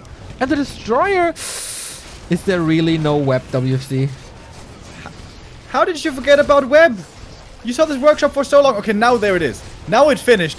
But now all the Fiends are dead already. Yeah. Great defense by Sock. This flank, absolutely beautiful. With the perfect spell usage, with the Knights coming in. And a few breakers. Wonderful hold by Sock. It makes it look easy, which is it's absolutely not easy. Killing so much here is not normal in this matchup. DK kind of surrounded. He's stunned as well. Can he go into the town portal? Will he be bashed? He can go out. Oh boy, but that expo is still up. Yeah, one production building is gone, but he was never supply stuck. He can just continue production now. Damn, dude, the humans showing up today. TH earlier looking really good, and Sock now. It's only the first map, and it's not necessarily over yet. But normally, once you hold that push so convincingly one time, then the human will definitely be favored later on. Big steal here, or big lasted, I should say, on the tracker. Valuable experience going now to Sock. If he gets to 4-3-3 levels, this human army becomes super strong. Yeah, 4-3-2 even is a big help, as you can keep the Paladin safe, and with the Paladin you keep everything else safe. And surviving is everything for the heroes here. Griffin Aviary?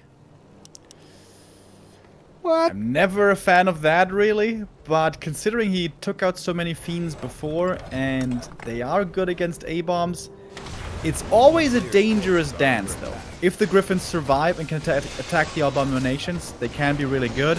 But if there's a high amount of Fiends, the web comes in and the Griffins just die right away. They turn into a big waste of money. But okay, let's see how Sock plays this. He's gonna get the level 3 MK from that camp. Another nice item. Yeah, he's stacking up on claws. Jesus Christ, he's got 4 claws of attack. 4 claw. And WFZ with his Abomination, Sock is finding the counter to that before, and he said it's a dangerous dance. Yeah, but it takes 2 to dance, obviously, and if there's not enough Fiends and you can take 1 out with Stormbolt for sure, then maybe the Griffins are unopposed. Yeah, it's also stressing the web capabilities, because there's gyros, there's griffins, there's a lot of things to be webbed. 1 A-bomb, the first one, going down aggressively with the Holy Light. There was also a few gyros falling, but they are quick to reproduce. And since there's only 1 destroyer, it's not like you need that many gyros. WFZ is still trying to break this, but he knows he's in a tough spot. Even the Shredder pulled now. Sock is at 900 lumber, doesn't need it. So he has 3 knights, 3 breakers, and this Shredder. This is so much normal damage on the ground. And this is just increasing with the tier 3 air army coming. Taking a step back. This is ambitious, though. A player's forces are under attack. Yeah, Sock would love to creepjack over here. WZ pulls out the camp, makes it a little bit more difficult. But Sock's gonna go in. Alright, how much damage can he do?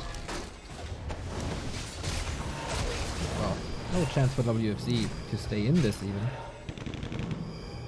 Good flank with the gyros on the left-hand side. Free damage, Fiends not in range. If they're in range, they're probably stormbolted and killed, just like the A-bomb now. And it feels like WFZ is just falling apart. Good control, 2 knights always threatening the Fiends, so they have to retreat. Here's the first Griffin. Oi, oi, oi, oi, oi. Sokka's doing this so well. Yeah. He's attacking 3 targets at the same time. Makes it really hard to coil and frost armor against it. And you know, that's the mistake of many lesser humans. They just have 1 or 2 control groups. They focus everything onto one. Not the way you want to do it. You want to spread out your damage. And he's doing it so, so well. He has 4, 3, 2 levels now. About to hit level 3 on the Pally as well. Oh, there's a lot of destroyers now, though. Well, 2 destroyers. And we can see the Griffins getting webbed and getting focused. They will die quickly, but there's still a big force remaining for some.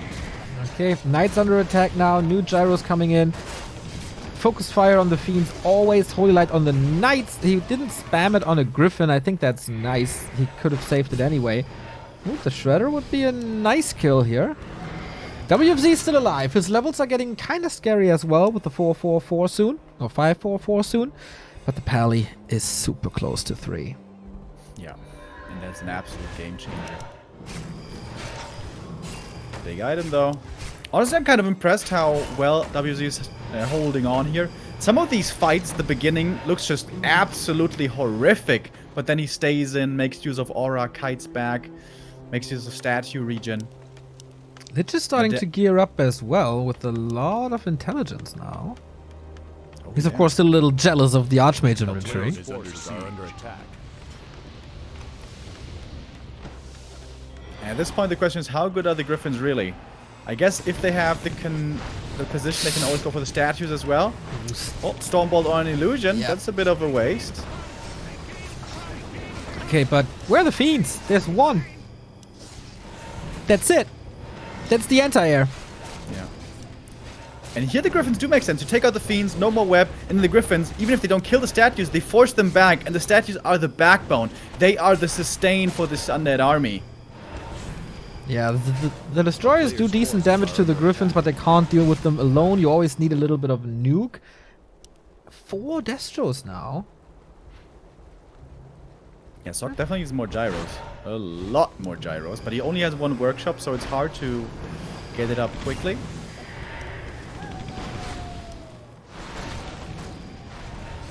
And yeah, of course, if you have mass destroyers, the Griffins can't attack them. And the damage against gyros is always kind of good. Is he clawing his way back into this series? Oh, Lich Surround though. Can he swap something? He has this invul for 7 seconds. Nuke! And that's just a dead Archmage. Just like that. Needs to get the counter kill now, but it's hard. Wasn't there a Holy Light? Didn't he have a Holy Light? Oh my god, Sok, is it falling all apart now? This would be a disaster. MK is level 4, but he might be falling as well. DK tried to go for the coil, but I think he was mana drained or something. There was a Sok suddenly down to 45 supply. Uh-oh. Lich falling, so how... well, is dead. How well can you fight without the Orb of Corruption? I think you still can. Archmage back from the Tavern. That was a big investment, but so is the Lich. And the Orb of Corruption is back, and with that, the Focus Fire potential. WFZ, great fighting spirit, gets a triple kill here now. Can he break the base? Oh, goodness. He's about to hit triple level 5. Under siege. And the Griffins, you know, they sound good on paper against the Knights and the Gyro, against the Knights and the statues, excuse me. But I think here we saw the issue. You need a certain critical mass of both Gyros and Knights. And if you go into Griffins, that takes away from that critical mass. And now the expansion might be falling. Takes the pressure of the expansion for now to win that fight. WFZ with his back against the wall for the majority of the mid and late game, but finding a way back with double hero kill. Without a paladin, Sok can't fight, and without a fight, Sok can't hold. Expo goes down. Oh my goodness. It looked like Sok had this game in the palm of his hand. But WFZ never giving up. Always keeps on fighting. Now it's level 5. On the Lich. He's probably gonna get level 5 on the Pit Lord here as well with the Peasants. Or at least getting close to it. And Sok completely out of lumber. he didn't have flag cannons for this whole time. Oh my god. Yeah, how does this game look? I was about to ask, how does this game look if he's not going Griffins, but focuses on the gyros and get the upgrades and get the necessary mass? Yeah. I think going Griffins is not the right call. It seems cool when you have 2 Griffins in the back who are focusing down the statues. But if it comes at the cost of you not having enough gyros and the destroyer's taken over, it's not worth it. And that's a shame for Sockman. He had such a strong game for so long, but a few small mistakes and WFZ punishes it like crazy. Yeah, good transition by WFZ though. He tried the abomination and then saw, okay, that's a horrible idea. Let's move away from it very quickly and went into 4 destroyers. And that was the critical mass he needed to take on the Knights and the Griffins. Okay, little bit of a force now and flag cannons now. Is it enough for Sock to come back into this? First Knight getting saved. The damage against the ground doesn't seem to be that high anymore. It's mostly against the destroyers. One more does get taken out. Very few webs now to make use of. Decent kiting on these fiends. The DK, super low mana by the way. Low HP as well. Wait a minute. He doesn't have a TP anymore. We have to keep that in mind. Oh, no. The Holy Light and Stormbolt Nuke at this point are really scary. They're chasing after the DK. Looking for this kill perhaps. Militia in the mix. Everything being thrown in the AM in trouble again. Holy Light is there this time. The Nova doesn't quite find the kill. The kill is on the destroyers. They've all been taken out. The DK as well. With the Holy Light he does fall. Sock turns it around after losing 2 heroes. It seems like losing the heroes and the expansion. Not the end for the Korean. With the hero levels now he does it. But the AM, Holy Light. Sick, Last Holy Light. second. Indeed, what a tug of war here, Steph. Out. Archmage though, can he survive even longer? There's no Nova anymore. DK of course, no coil. What a crazy game this is. Triple hero human killing another fiend. Getting close to a 5. Mountain King. One more kill is level 3 Stormbolt. Wait a minute though. There's another Holy Light. Oh, to the rescue. No one calls GG here in this game. Damn, dude. Really cool map one. Sock claws his way back. It looked like he was down and out when WFZ seemed to be defeated before. And now, we're quite late into this game. 24 minutes. The main has expired for Sock. No more cash. He could sell some items and set up an expansion again once he has the lumber. But that would take quite some time. How long can WFZ mine? There was 1 harass, but not too much more, so it should be dry soon. And I don't think... he's trying to get the resources to expand once again. He doesn't have the force to go for an all-in. Is Sock re-expanding, though? There's a scout by WFZ, so he knows. Okay. Pally on level 4 didn't go for armor, for the aura. I would have liked to see that, but okay. It's a lot about survival at this stage, so just be safe. It's a free big mana invul potion, so why not? But it helps everything else survive more if you go for armor. Divine Shield only helps the Pally. Well, as I said Especially before, the AM, he's been the one in trouble. you just spam Holy Light, they will be fine. This is a 575 HP AM, dude. If he gets glanced at meanly, he's gonna fall. Is he gonna get level 5 here? It's close. Oh, medallion. That's so good. I think you should give that to the AM. Well, I think give him a bit more HP. I've never heard that before from you. Yeah, just make sure this AM survives, dude. Please. Please. Close to 5. Level 5 MK. Level 4 Paladin. 5 undead heroes. Playing mini Dota now. And we have the next fight. Little bit of a supply lead. The Zeppelin could save the units and make him dodge coils, for example. He's babysitting this Archmage, as it seems. Rain of Fire once again nuking these knights, but there is a staff to get out. Statue's very hurt, and the Archmage Sniper taking care of the first one. Militia, everything called. This must be called drops. The Lich falls! The coil is a tiny bit too late. Oh no. Oh no. He doesn't have the resources for a buyback. And now he's chasing after more kills with the Stormbolt flying. We can see the damage even against A-bombs is not too bad. Gets the surround there, I believe. It's a lot of disease being spread. Ooh, and the Rain of Fire. Actually not so well positioned. That could have been better, but it's still good damage. Is there enough gold for a Lich revive? That's the big question. Wait, There's no more mana for coils, by the way.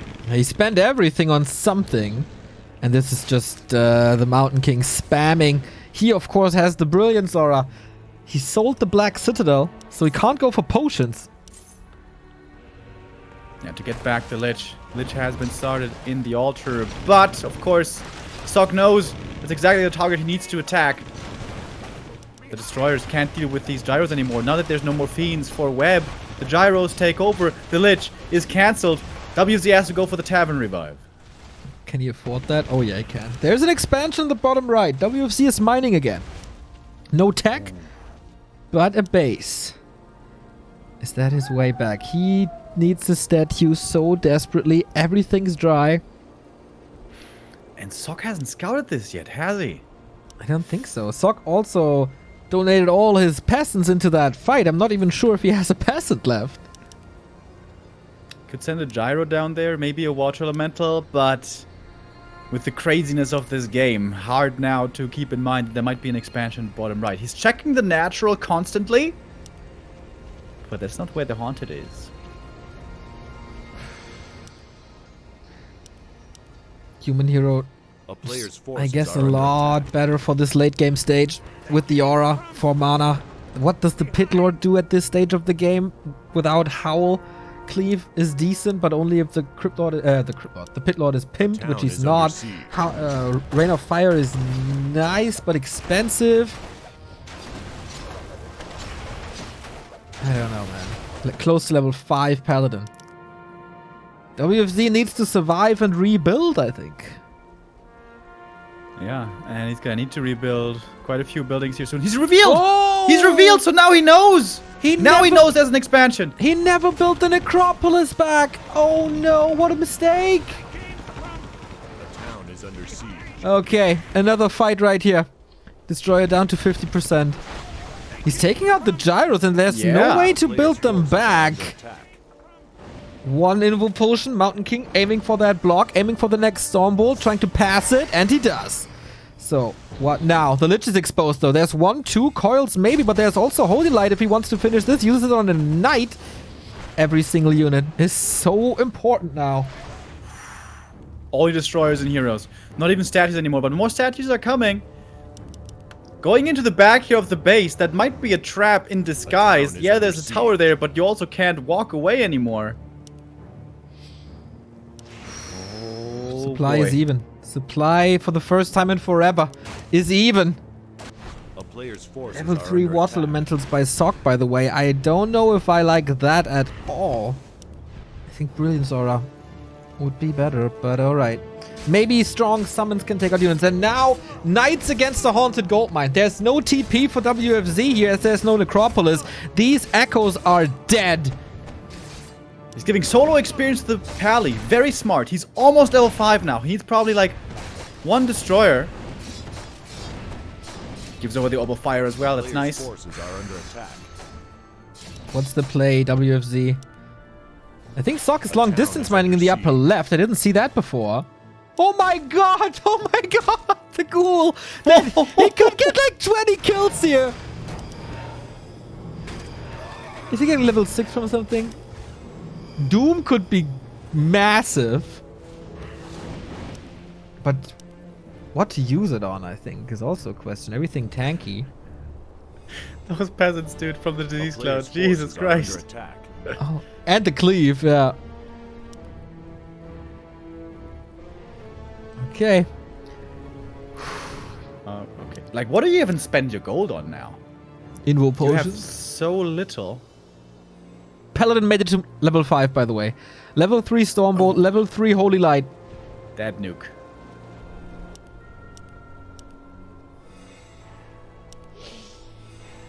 Yeah, that ghoul, I would love to have a kill counter. That must be like 20.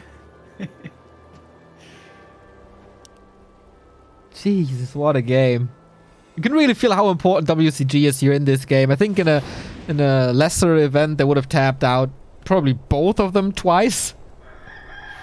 Yeah, and here we are more than 30 minutes in, and it's hard to tell who's ahead here. Players' They both have forces are under insane attack. heroes, but the Destroyers seem almost invulnerable.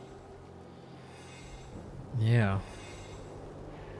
Archmage, Mountain King, Water Elemental, that's the only thing that can attack them. Nobody is mining.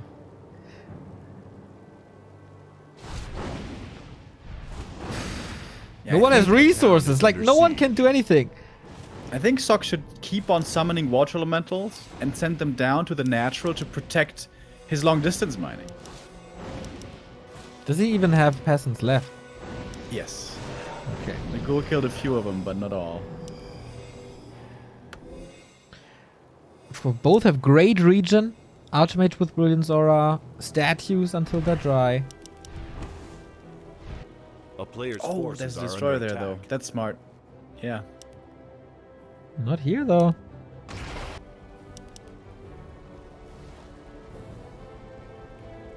When do we call this a draw? Well, MK first wants to throw out some Stormbolts. DK can't No. heal himself. He's eating the focus right away. It's a lot of damage. But he's also very, very, very fast. You can't follow. Archmage is trying. Oh, next Stormbolt! He barely moved out of range! Don't call this a draw! Call this a win for Sok because there's no way back for this DK. 6 feet under and under all siege. hope must be lost. He's The trying. hammer. Yeah. Yeah, It is the hammer absolutely falls. hammer time. And time for more and more hero kills. Does he have money for a tavern revive? Hells no. Pitload goes down. That must be it. Yeah, everything's falling. He sold a lot. 700 gold again for WFC. He sold his entire Lich inventory. But that's it. Losing all 3 heroes. The winner of this crazy 33-minute game is Sok.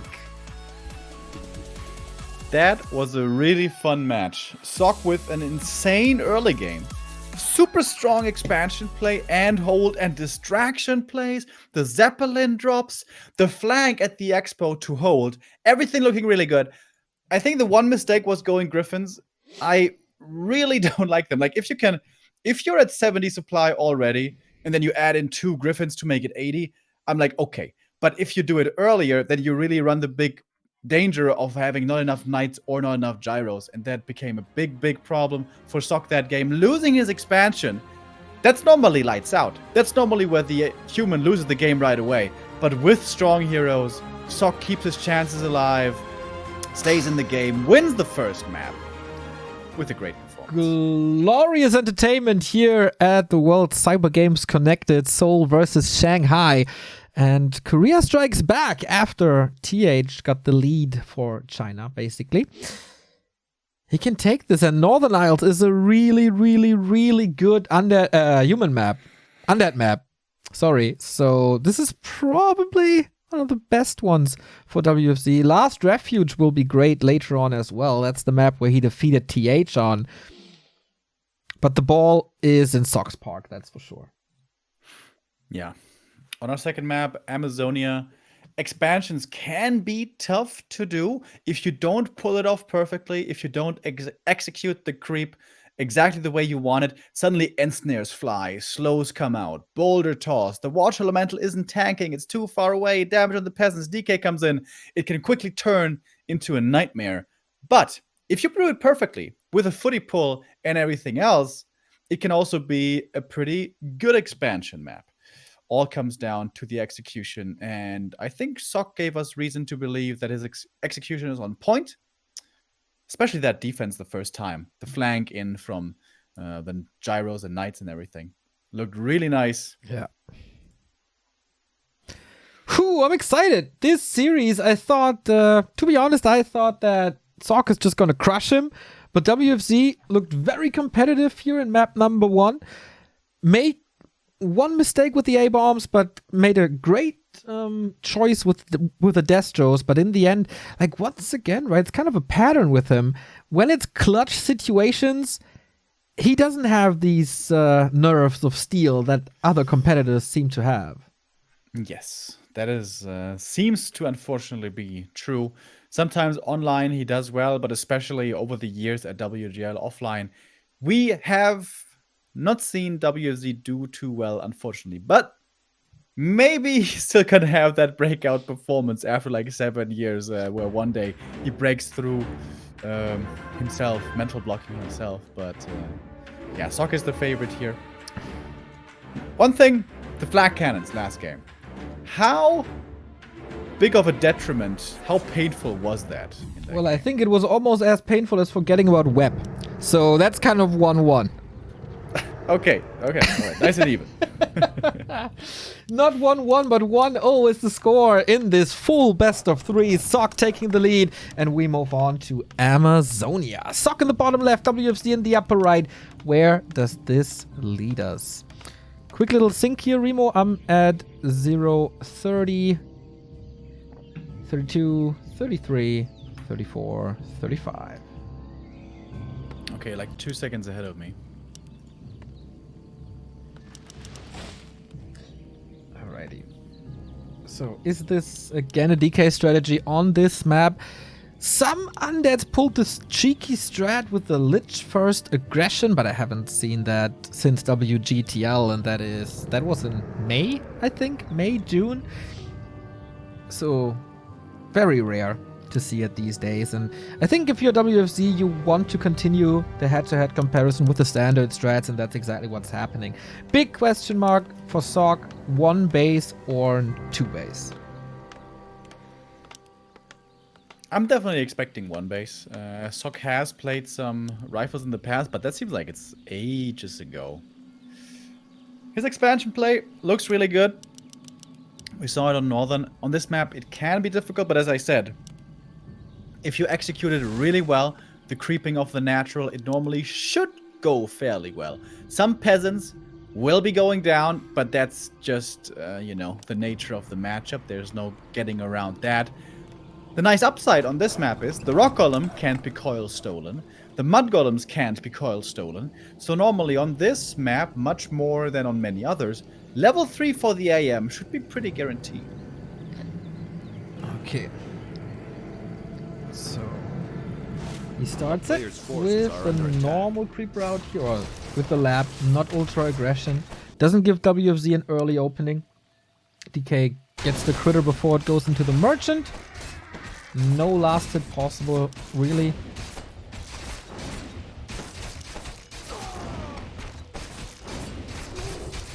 And what can the DK do? Not much, right? So it's just creeping there.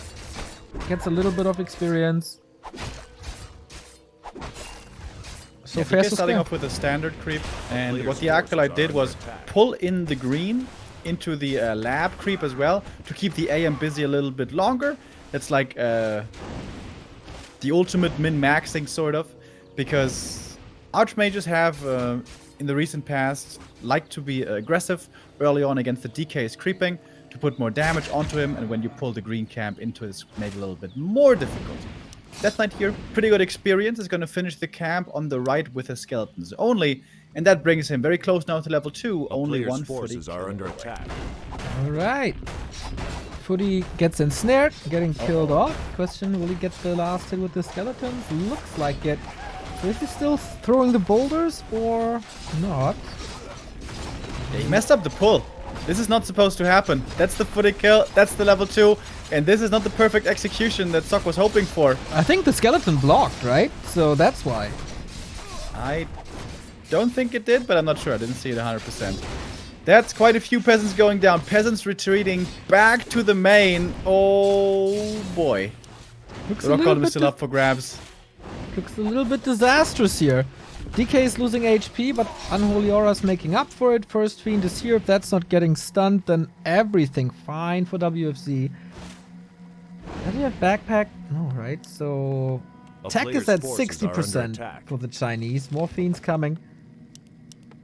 Up to 25, and then of course Lich. No tech, no expo for Sok. Alright, he's calling them again. And this time there's no undead around. He's gonna get this now fairly easily. That will be level 3. And the big item. But yeah, this is definitely a significant delay. And in games like these, Amazonia can become painful. So Sok, what's the next step? A player's forces are under attack. Hold, I guess. He doesn't need the levels. Level 4 would of course be nice, but he's not under pressure to go out on the map because he's not competitive with a level 3 Archmage. He absolutely is. And maybe save some experience for the second and third hero. Problem with that is if you're too passive, the undead heroes spiral out of control.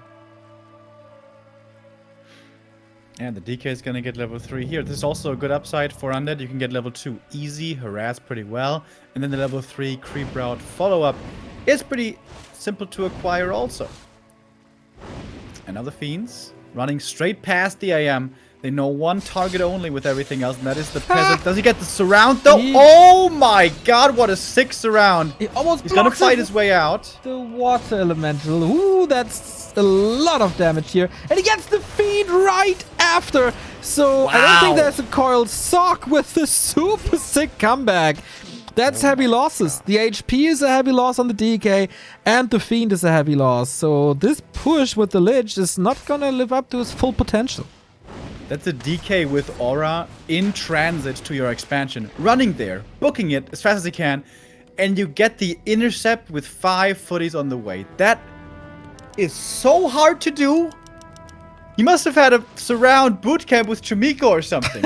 And he gets the Fiend right after. Amazing. Oh boy. Okay. What's next? Archmage a little bit in danger. Forces the first Nova. No block, no follow-up. Maybe a little bit of a waste. So we can't use it against the peasants. 2 Fiends only. He wanted to block that here again. Tech now. Not sure if he has defend, but he's definitely calling Militia. 1 tower up, but not more. I think I'd like to see a Shredder here. That's the upside on this map for human. It's very easy Shredder access. Next Nova into the footies. But that's basically 2 Novas used for a single Footman kill. It's not too bad for some. How long can these Footmen survive? Good control so far. Water Elemental and Archmage constantly putting pressure on the Fiend, and mana is limited for both heroes now. First statue arrives, but needs to put in some work. Archmage not overcommit, otherwise you might fall off your horse. Statue is a blessing, of course. Yeah, this is where the Undead army becomes a lot stronger here with the sustain. Once we have 4 Fiends, maybe 5 with double statue, that is when it gets really difficult for the human. And there's going to be only footies and AM for quite some time. Sock needs to make sure he gets up his shop, gets up towers, hunkers down, and or instead of turtling, I guess you can counterattack. Yeah, what's his plan? Like, WFC is going for a gargoyle. Because he saw the Zeppelin. We didn't yet. He was at the lab, so it was to be expected. Cool and quick response to this.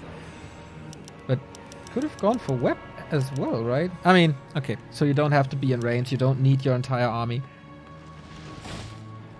And there's the Garg dealing with this. Yeah.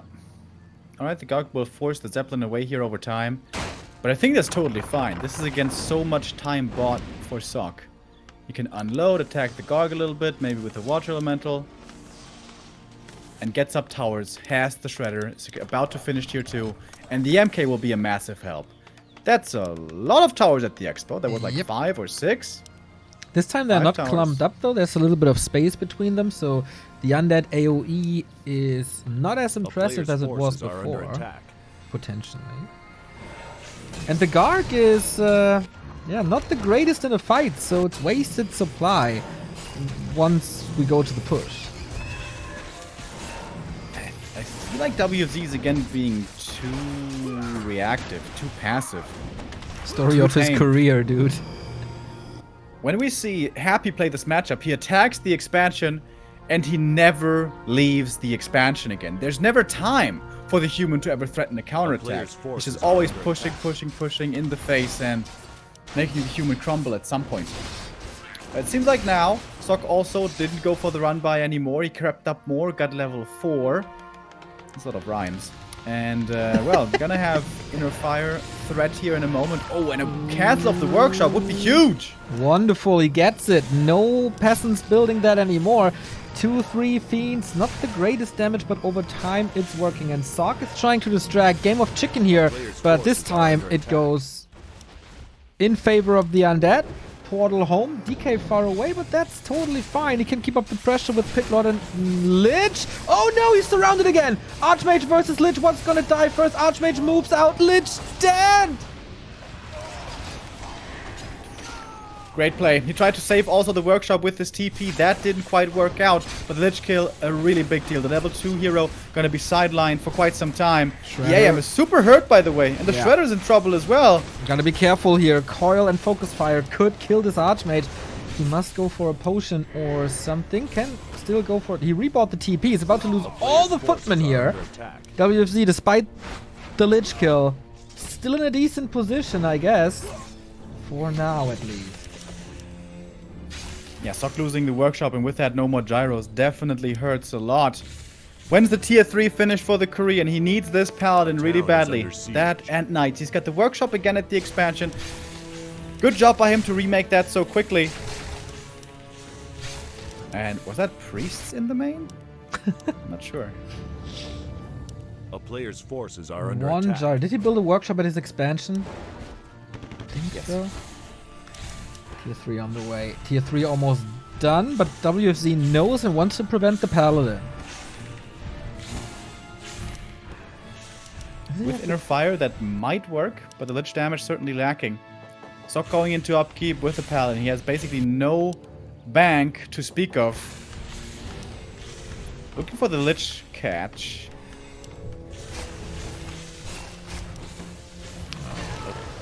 Peasants coming in from the expansion. They're getting intercepted. Yeah. But the human army is coming in as well to protect these peasants. Saving them into the main to make use of militia could be a big help. Destroyer almost dead here in this fight. Fiend about to fall. Does he get it? And the end with Archmage and Water Elemental alone. He's getting the 5 supply heavy air unit. Not really supposed to happen. Lich is finally back, but that bought a lot of time for this paladin.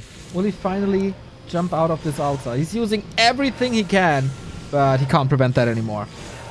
Yeah, Pally will be coming out. There's also a lot of mana used, right? The Lich is out of mana right now. The Pit Lord is low. The DK's mana is looking okay, but Sok is stabilizing. There's not much pressure towards his towers and being breached. Yeah, the altar might be falling, but it's not the end of the world, I think. And now again he's converging. Coming in with everything at the same time. Beautifully done. There's not even destroyers to worry about. Oh, it's just this Garg. So if he's losing a couple of flying machines, that's fine. They soak up damage. And that means that the breakers are alone, the heroes are left alone. And he can even afford to use Holy Light aggressively. That shows you that he's not fearing anything at the moment. And again, splitting his attack into multiple targets. Beautifully done. Pressuring all the fiends at the same time. That means when only, when none of them can attack because they're all having to run, there's also the damage greatly mitigated. Sok has mastered this late game control so well of this Knight's Gyro army. Crazy, right? How, like, he's player's multitasking forces are on under one attack. screen with several attack groups. Really impressive. And of course controlling the heroes almost to perfection here. Doesn't look too good for the undead anymore. This entire game basically wasn't too favorable for him. Oh, that's a nice catch right there. Gyro's getting webbed. Slight mistake by Sok. Wasn't looking there as quickly as he should have ideally. But he's getting something in return. He's creeping the bottom right with his Pally and Mountain King. That's a lot of agi. He's got plus 12 agility. Should have played a Dark the Ranger, huh? Mountain Oh man, could you imagine a Dark Ranger? Oh my god, it would be beautiful.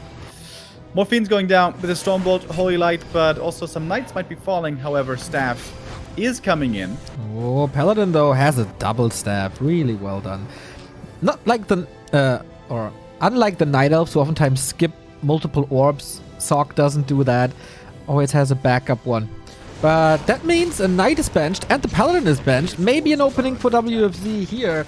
Fiend dies super quickly as well, and the trades once again favorable for the human who is on 2 bases. WFZ at 51 supply. Todd is raging somewhere in Cologne. And the Lich is again surrounded thanks to this militia. Coil arrives. There is an invo potion for 7 seconds. Is this enough damage? Is this enough sustain? Is that a little overcommitment by Sok? We'll see about that. TP out now. Next Stormbolt could get a kill. Is there one left? Don't think so. Paladin was chased, but everything's so bruised now for the undead. WZ did get a decent amount of kills there, though, to be fair. Especially on the militia, on a few gyros. Destroyers might be able to take over again, and the heroes. Look at the Lich. Almost 3. Same for the Pit Lord. And Sock isn't at the same level. He's 4-2-1 only. And we don't have that many camps left on the map. Red spots, though. Close to double 3 level ups. Pit Lord is 3 now. For Rain of Fire 2. Lich level 3 as well. And the big mana. Okay, now we're talking. Again, sending in gyros. 2 deep. That's at least 3 going down for free so far. If you had 3 more gyros, that could definitely help. Pally gets level 2 for the Divine Shield. Very big deal. Also, Invul might be a good idea. But MK only level 1 Stormbolt. That is a problem. More destroyers being morphed. We have 3 up in the air. It doesn't really look like that's enough gyro anti-air to deal with these. I agree. They're quick to produce. I think he's pooling them on the left-hand side.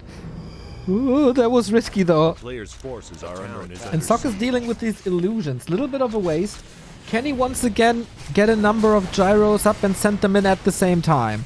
Towers are distracting. Knights are finding the connection. Here we go. That's 6 of them. Is there enough web? 1 destroyer is falling for sure. And a fiend as well. The kills go the human way.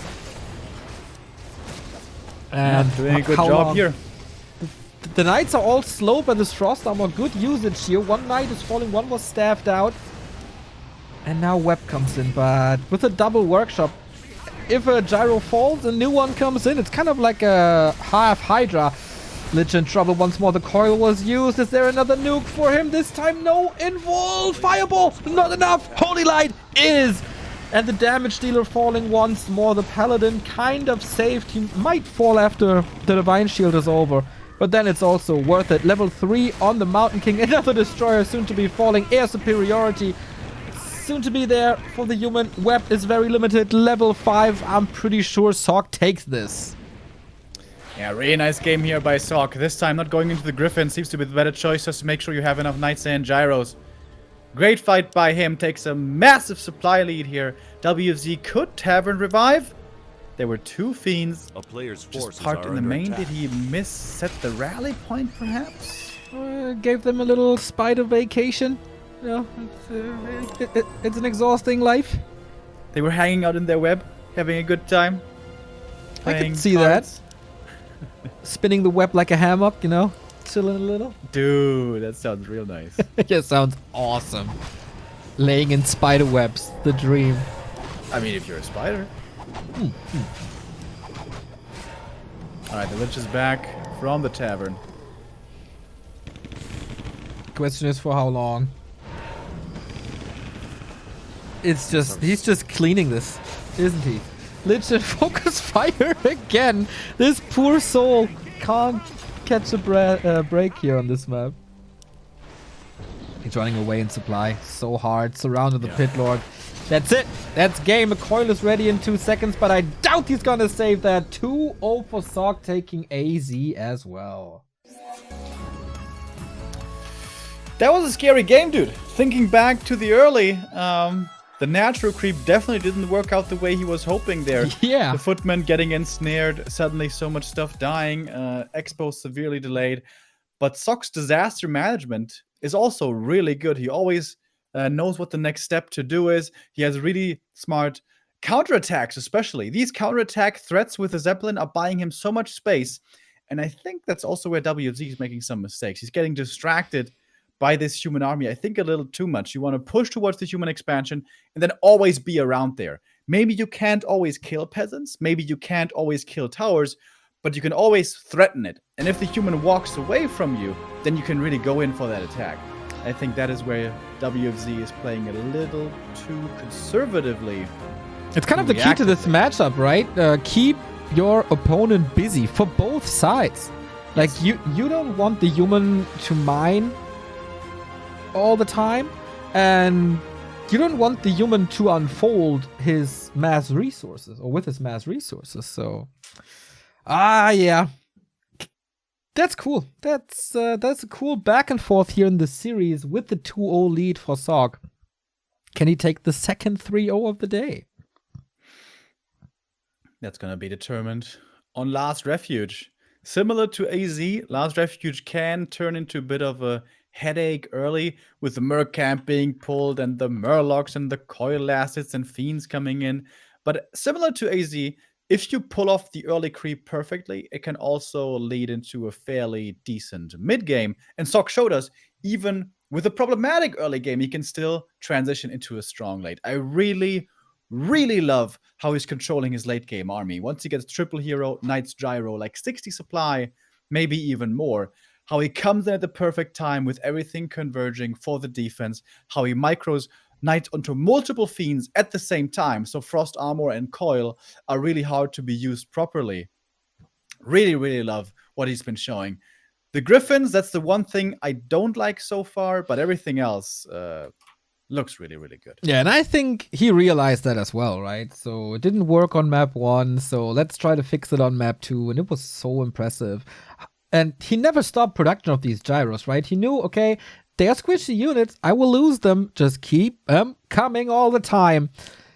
And it's really impressive how these humans build up an kind of new skill set against undead, with how well they are defending against the first harass nowadays, and also how well they are microing in these late game fights.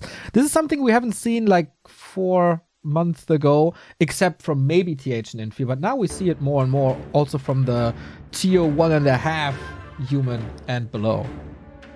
Yeah, and Sok, he's scratching closer and closer to that pinnacle, to the highest echelon. Lawlight was a great inspiration lately. He finally made it to the top stage.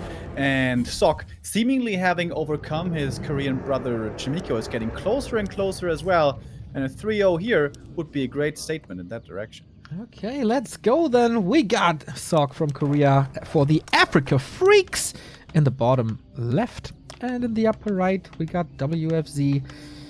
At least a 1-2 would be nice to be 3rd place in the group after play day 1. Or possibly 3rd place and not at the very bottom. But yeah, sometimes it seems to be the ceiling for WFZ in these high-level competition. Top 16, no question, he's there. But top 12, top 8... unlikely. Almost seems unreachable for him. Yeah, you know, I would love to be the optimist here and say he has those amazing days, amazing weeks where he's really looking super strong, where we once again talk about him as one of the strongest undeads in the world. But it's so rare to see that nowadays. It seems like he has to have a really lucky good day. But they are there. The win against Moon at WGTL, that's where once again he called into our memory that he can play like that. And TH on this map. Yeah, true. But it's not every day. He is the opposite of happy. He's got those standout days where he's performing super well, but he also underperforms sometimes. And yeah, the lack of consistency has always been a problem for him. Okay, maybe he can take this here now, but to be honest, Sok was looking better and better the longer the series went. Almost no big mistakes on AZ from the mid game on. Gonna be interesting. No Mountain King shenanigans, no Pally first rifle shenanigans. Just straight up DK Fiends against Archmage. And no mercenary camp pull, just green, probably into Expo. And then here we go again. Yeah, so far the footy harass by Sok hasn't been too amazing. That's something that other humans have done really well recently. We saw it at the weekend by The Muslim, who did it insanely well. And on this map, you can use the Footman in a pretty nice way early by pulling the Murloc camp into the High Priest that the DK normally wants to creep. So WFZ flips the script and says, okay, you know what? I know you want to pull the Murlocs, so I'm just going to creep the Murlocs. But that camp has heavy armor, not medium, so it's a little harder for the skeletons. And it's a lot of poison being spread. He gets the slippers for it, but the AM is already level 2. Yeah, I'm not too sure if that's the right call. Murlocs early, always a threat. Oh! Decent surround. But this also time. Yeah, it's a footy gone, but in the meantime, there's no threat at this expansion at all. It's on the other side of the map. Yeah. So it's kind of like the Northern Isles mantra. You just let him expand for free. You don't deal with that, but you rather creep a lot, possibly to level 2, get new Rod of Necromancy, and then come in once the camp is finished and the peasants are creating the town hall. Ironically, when the camp is finished, the peasants are more exposed, more vulnerable, because the militia duration is over and they're standing still, erecting that town hall. Oh, is that a footy scout in the little corner there? Yeah, absolutely. That's what you want to do. Perfect positioning by Sock, looking for the move-in from the run-by path. But still it was creeping the High Priest. Oh my god, it's taking forever. But he gets level 3 for it. Okay, level 2 for the DK with 1 kill here. How scary is this? Got a replenishment potion, nice save on that. Peasant loses it in the end, but again, time bought. The peasants are exposed. It's not like this bouncer position that we've seen on Northern Isles, so WFC is getting the kills and still has a lot of mana. Yeah, this is gonna be a lot of peasant kills. It's gonna be a lot going down. It's gonna be a painful early game for Sock once again here, it seems. There's the third one. Fourth one will be following, just with the right clicks, not even a coil required. Ooh, that's a big slowdown. Still in militia form. In militia form they can't build.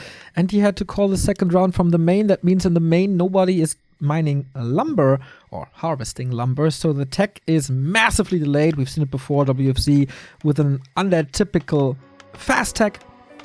And one more Rod of Necromancy and still so many coils. That's more kills right here. What's the lumber looking like for Sock? That's the big question always with this. Sock really hasn't perfected this bouncer play yet. I think that should be the next thing for him to look towards to protect these peasants better at the expansion. He did save that one somehow with a nice block. But the Lich is coming, Slaughterhouse. The scary undead late game is starting to roll in. Alright. Lots of mana, of course, boots of speed once more, and that's it. Keep the undead busy. You don't want to gift him level 3. If you can threaten him a bit, if you can delay it a bit, this is all time that you're buying. And I think a lot of human learned that by now. If you can't focus on your own progress, you have to slow down the undead. Yeah, that's the interesting balance in this matchup that the top humans really have mastered so well. Thinking back to Infi's plays when he was still playing human, the way he was able to find the creep camp at the perfect time to get level 4, to maybe go into Blizzard, while still finding the harass, slowing down the undead. Really hard to have the perfect read there. I was scared for a little seeing WFC still supply stack, but the Ziggurat just finished. Otherwise, he prioritized Lich and Slaughterhouse over tier 3. If he's supply stack here, that's all for nothing, and it's just a delayed tag. But he got this. And Sock seems to be playing without defend here. We saw that before, right? That he's sometimes skipping defend. Yeah. Makes it very hard for these footies to he made good use of. He's never really committing in with the footies. He's waiting for the undead to go somewhere, and if he's committing to the buildings, if he's going into the towers, then maybe the footies go in. And they just walk back and forth. They're just like, don't forget about us. We might come in. We are a bit of a danger. If you get surrounded, you're gonna regret it. But it's mostly the AM and the water elementals putting in damage, and the footies there just in case they are. Yeah, on map 1 we've seen how good they are against shops, for example. By the way, big shout out to the production who constantly tune down this song, which is really, really loud. I love that.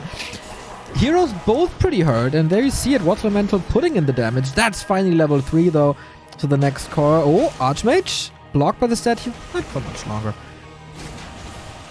Pretty rogue Archmage here though, right? More and more Water Elemental, more and more damage, trying to drain the mana of these heroes. With good success. Yeah, it's a bit of experience fed away, but the DK is level 3 already anyways. And once again, it's the undead pushed back across the map, away from the human expo, which is so important. So when's he gonna get tier 2? When's he gonna get the MK? It's gonna be crucial timings to make sure he can hold on against the undead onslaught. Yeah, double racks rifles for the first time. Is this Todd playing? Oh, that's a strat that Shimiko played a while, a few months ago in the online tournaments. And there was able to defeat 1-0 twice with the strategy until 1-0 found the answer. Ooh, that Lich. Jesus, that was close. And the answer was Mass Fiends and Naga third. Naga third for the Undead to have more control and slow down the militia. Does WFZ know about this answer? Has he the perfect response lined up? Because these mass rifles can come as quite a surprise, and once there's like, I don't know, 8-10 of them, suddenly there's quite a bit of damage. Oh, the focus fire is insane indeed. Lich finds the big mana potion, hands it over to the DK, so that's a lot of coils and novas there. Frost armor once again second, as you should do. Tower's kind of limited though. He's investing into upgrades, he's investing into rifles, so he's better now. Doesn't want to wait for the tier 3 probably. Are there... Oh, breakers not coming yet. This will take some time. Sock waiting for the Mountain King. Yeah, Sock waiting and no upkeep as well. It seems a little greedy. Again, trying to buy time. Only 3 rifles. That is not the amount you are confident to engage with. But he has to wait for the Mountain King, of course. Oh, Hitler Rain of Fire doing decent damage, but he's kind of low mana now as well. And here comes Sock. Okay, is he ready? Oh, that Fiend kill? That's exactly... Oh, almost a Fiend kill. That's exactly what the Mountain King is supposed to do. But of course, limited mana for limited Stormbolts Destroyer in the air. Ready to deal with these Water Elementals now. Good Frost Armor usage to constantly use it on the one that is focused. But for the Lich, there seems to be nothing left in danger. There's one more Stormbolt with the Lich's name on them. Damage well spread, but the Potion of Greater Mana helped tremendously in this fight. Yeah, absolutely. So many more coils. Oh, the AM in trouble. Has potions, though, to make use of. With the invul, he falls back. And the problem is, on the way back, you're always taking a lot of damage, especially when the Nova comes in. Ouch, that hurts. WFZ using Burrow now as well. Haven't seen that before. And so the Fiend is full health. And there's more mana on the Pit Lord. Rain of Fire. And that's more kills. Sock, how much time do you need? You got the supply lead, but the hero levels aren't there. And the critical mass of rifles isn't there yet either. But if the DK is out of mana, then there might be a chance for him. And it's a lot about the healing here. Oh, Destroyer falls! Statue falls! My lord! Big losses for WFZ. Needs to get a kill here soon. Mountain King is in trouble. No shop nearby. Coil to execute him. Lich is safe with that. No disable anymore. Seems like the rifles don't cut it, as you can pick them off one by one now. MK is going to be back soon at least, having been only level 1. And so it's still a lot about the mana. The Lich in trouble. There's no coils anymore. If the Waterman gets the kill, that's not supposed to happen against the Lich. No, Abomination is there as well, providing the aura now is the DK. So retreat covered. Time to heal up. But Sock survives, and he's at almost 60 supply. Granted, he lost the hero. A player's forces are under attack. But that's it. Yeah, cannibalize. You can create the Merc Camp now as well, which is really nice. You can go for a Berserker possibly, maybe even a Mud Golem. With how you can deal with Destroyers, maybe a bit of slow wouldn't be too bad. I think that was the second Slaughterhouse coming down, right? So mass A-bombs, of course, very good against rifles. But it's gonna take quite some time until you actually get to mass. So we mask for the Mountain A King. player's Tremendous. forces are under attack. Mana potion popped immediately to be in fighting shape. WFC never crossing 50 supply. Not expanding either. It's just push. Priest for the deathball. Against Frost Armor. A town is under siege. Never not funny, is it? Death Note. Wonderful guy. Next push towards the expansion. Sock is super far away from this. Will need to TP in to defend his second base. He's creeping pretty quickly at this point, as we can see. He's gonna get the big mana potion. Hallelujah! So much mana. And level 4, even more mana. Mana. But deepy DB, let's see if WFZ survives this one despite being 10 supply down. Heal scroll used immediately. Archmage in trouble. Far forward coil. No way. 30 HP. Well calculated by Sock. And now he can operate from the back. Coils thrown left, right, and center. Sock is in the middle of everything, trying to stay in range of these abominations and kill them off. Disease is of course working in the undead's favor over time now. And the AM there TPing in so aggressively almost was punished. It was super close. Healed up there once again with the heal throw, I guess. Oh no, with the priest. MK now finding level 3. Level 2 Stormbolt. That's gonna be a big help. And big mana potion as well. Still 2 on his account right now. What can he go for? There's still a lot of coils as well, forcing one of... Oh, he miscoiled! He got it on the Pit Lord! That was an accident. But thank God there was an Invo potion for the Lich. That could have gone horribly wrong. WZ has the supply lead though. Don't ask me how, but he has it. Adding more and more abominations, yeah. Not using too many items or not buying too many items here.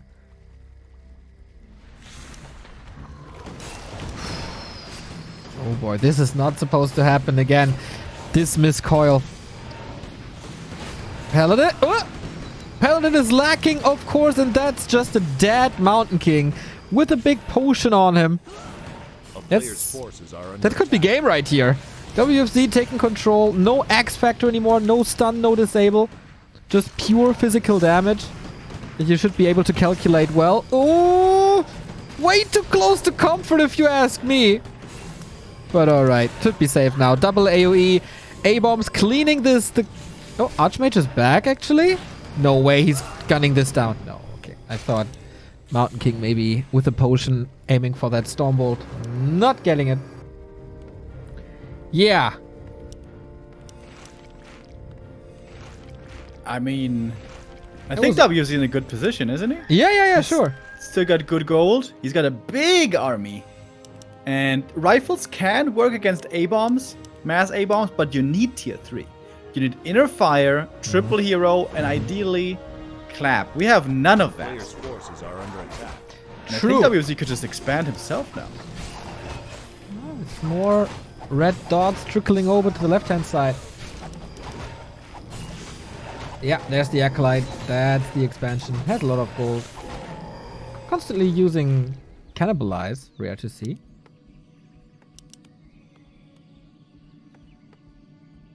It's always so fascinating when you play A-bombs, even on one base. It seems like you can always get a lot of A-bombs together. I don't know why. It's just such a feeling thing, you know? You like 50 supply, you make double Slaughterhouse, you make some Ziggurats, and suddenly you're up at 70 supply A-bombs. You're like, oh, this works out. This works out. It's like the undead version of Mountain Giants. Just a little more stinky. Yeah, that's a lot of A-bombs here now. You could just, I think, could just forces are under attack. Flow through this now. He's a little bit in danger as there's no Invo potion that was stolen by the MK and the heal scroller as well. So statues again far away from this. Pit Lord just dead. The coil again too late. Will the Mountain King pay for his life with this? Rifles take a lot of damage, but there's still the heal scroll. I like that approach by Sock so far. A lot of AoE, but that feels good. And there's still so many Stormbolts. WZ, are you giving this away? This was your game. That hero kill should have never happened, but still a ton of abominations left. It's not over. TP out to be safe. Lich in trouble. Don't lose him. Dude, what an opening to the fight by Sock. Hitting all the right buttons here. But is it a little questionable to go for this push while building the expansion? I think it was okay if he just protects his army a little bit better.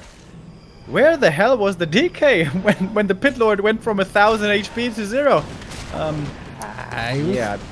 Doing a little sightseeing here on Last Refuge. Yeah, he was, absolutely. Red camp, item, Catgus pipe. Not what the MK was hoping for, at least it's some gold. But we're getting 5-4. Maybe? Definitely 5. Is it Brilliant Aura 3 this time? No. Well, without destroyers, I guess there's a case to be made for level 3 Waterland. A player's forces are under attack. I guess there was no invul available in the shop, otherwise the MK should have grabbed it. But you know, with that Pit Lord kill and everything, maybe there's an option now for Sok to go tier 3, and then this army becomes a lot stronger. Yeah, I would love to see the base if there's attack happening. He's at 70. He didn't get... Okay, he did get items. Double heal scroll. One used already. And level 2 bash now. But yeah, it seems like both are waiting on some upgrades. Retraining into Clap would also be nice, but it's expensive as hell. Yeah. No Invo Potion. Once again a heal scroll. That's the third now.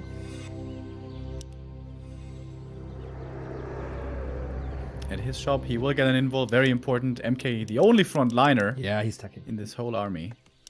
Taking for quite some time. Also getting good upgrades. 2-1 on the way. 0-0 for Ufagen. Huh. Yeah, so with this tier 3, this game A player's forces are gets a under new attack. dynamic, I feel. Yep. As Sok is getting stronger and stronger. And now the question is, okay, Sok, he's in a position where he could go for an attack, but is it the right call? If this attack backfires, suddenly all your tier 3 goes into nowhere. So I understand his hesitation here. Just controlling the positioning a little bit, creeping up a tiny bit more, and waiting for tier 3. With Inner Fire and Paladin, and especially Orb of Fire, he's gonna become a lot stronger. Yeah. And staffs. Sentry wards can also be nice to make sure that there's no second base or extra base for WFC, and to see him whenever he's crossing. Level 5 DK is of course super strong. The Lich is getting close to 5 as well. And wow, he still has the mercenary camp. If he solo creeps with the Lich, that is level 5 for sure. Possibly a big item. Flute. Decent. Not the greatest. Okay, Sok is engaging.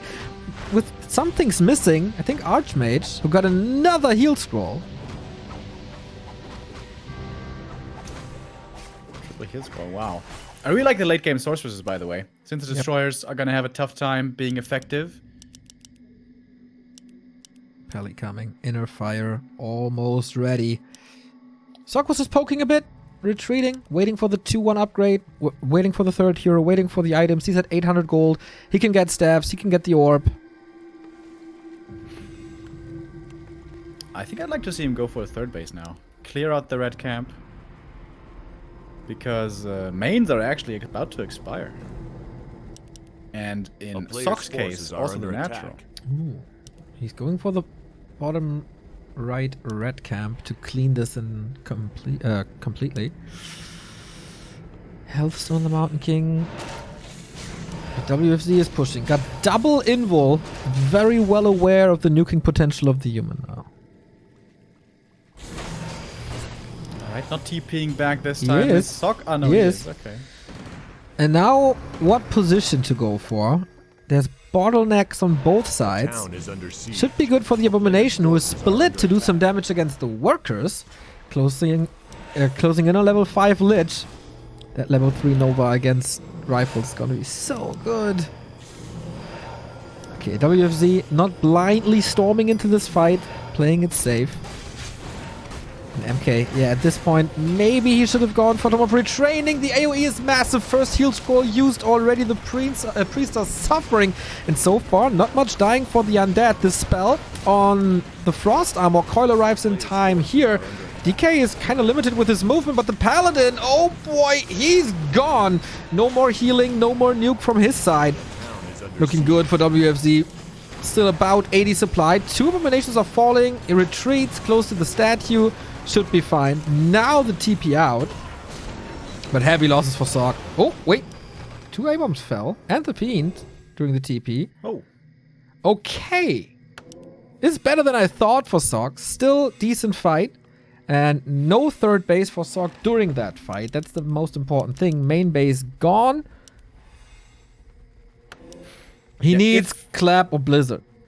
If WFZ had gone for a Haunted in the meantime, this would have been a wonderful attack. Also, the timing on this made it so that as Sok was thinking about going for a third base himself, he couldn't really manage that. And there's a ghoul always scouting for it as well. player's Sok going into the forces are under corner. attack. This could be the death trap because WFZ is close behind. Yeah, he has the ghoul there. He's scouting. 300 gold only remaining for Sok. And he burned through 2 heal scrolls there in the last fight. There's 1 remaining! Oh, this poor paladin can't catch a breath this time. Parry up, making the Mountain King a little more tanky. I think he wanted to get to level 5. Doesn't really work. And the Undead continues the push. WFZ on last refuge. He just seemed to love this map. And the gold mine is gone. With that, no income for Sok. Town Hall falls as well. And that's definitely the last stand for the Korean who got the set. But, you know, for the map score, a 3-0 would be absolutely wonderful. Seems like a mission impossible at this point, though. A town is under siege. Not even Tom Cruise could pull this off, I believe. But he's gonna try. Man, that's a scary Undead army, though. Yep. It feels like WZ always gets to 5-5-4 heroes. A player's forces Doesn't always are lead under to attack. victory, but this game, it is certainly looking like it. Let's go. Inner Fire Rifles, we need you at your best, but... Okay, triple water mentals. He's throwing everything into this defense. Killing 2 of the... Oh my god, this poor paladin. This time he's getting stabbed out. Mountain King level 5. Alright, 3 destroyers, 2 dead. It was a 10 supply drop. WFZ, no way. No way, dude. MK has full mana. Why? Only had clap, dude. Ah. Down to 50%. Sok is losing a lot too now. Archmage in trouble. Has passed the health zone. That was nice. Yeah, everything is suffering. Thanks to the disease cloud, everything is hurt. This time the coil connects to the right target. Oh, Archmage close to mass teleport. It could actually be a game changer. But the DK is chasing. Is there mana? No, there's not. Yeah, Archmage. How do you get out of there? A Yeah, it's player's pretty stressful right forces now. are under Nova's attack. close. Oh, he's not.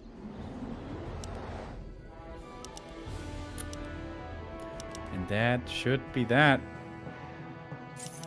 Fun fights, though. Sok has no income no more. Can barely buy the Archmage back. Should be in production now. Oh, actually, Tavern.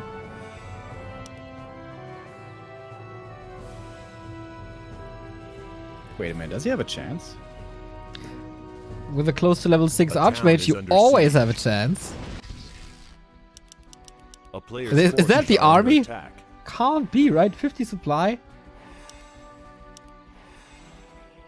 Are we forgetting about the statues? He wanted to expand again, but the rifle shuts it down. Dude, no way. If Sok wins this would be pretty sick. It is a level 5 Mountain King. Yep. Close to level 2 Paladin, then he will not fall anymore, thanks to the Divine Shield. You gotta be kidding me. Like, this game is not allowed to be this close, but... I mean, still income for WFZ. Now the army is reconnecting. Archmage Focus Fire just wiped out, deleted from this map. GG! Okay, he gets the 3rd map. 2-1 still. Sok winning this series and grabbing the lead in his group. Okay, the special rifle strat doesn't work out there. Good play by WFZ. LR just seems to work out well for him. But Sok with the Knight's Gyros. Looking really strong. Was it impossible to play Knight's Gyros there? I mean, his tech was late. He tried something else. But especially map 1 and 2. I was really impressed with Sok. Amazonia, the way he came back, man. Super, super impressive. Yeah. Him looking really good. And TH earlier looking insane. Yeah. This day belongs to the humans. Indeed, good day for the humans here today after Infi was struggling a little bit yesterday. But today was their day. 3-0, the first 3-0. It's a feels bad man for Focus, but there was a clear better player in the first set. So our leaders of the groups are 1-0, Lin, TH, and Sok. Alright. Our first couple of matches are through. There's still plenty of great players we haven't seen yet. Sok and WZ script, that might be kind of the group of death. There we still have Fly and Law Lion. Michael and Colorful still to be seen. Shihi and Soen. and Chimiko and Linguagua. And these are the two players we're gonna see tomorrow. Chimiko and Linguagua, and also Shishi and Soen. It's gonna be, the end of this week's action. Exactly. We're going to have Playday 1 for Group A and B concluded before we can continue with B, C, and D next week. This is going to be your schedule for the rest for the next 10 weeks or so. Monday, Tuesday, Wednesday, WCG 2020 with Back to Warcraft. Sounds good to me. Hell yeah, dude. Can't wait to see how this tournament unfolds further. We're going to have a long-running season. Well, it's not exactly a season, but a qualifying process for these players. Some showed up strong already. Some, surprisingly, didn't win. Moon, the big favorite, for example. But there's going to be opportunities to fight back in the next coming weeks. Exactly. Thank you very much for tuning in. We see each other tomorrow at 12.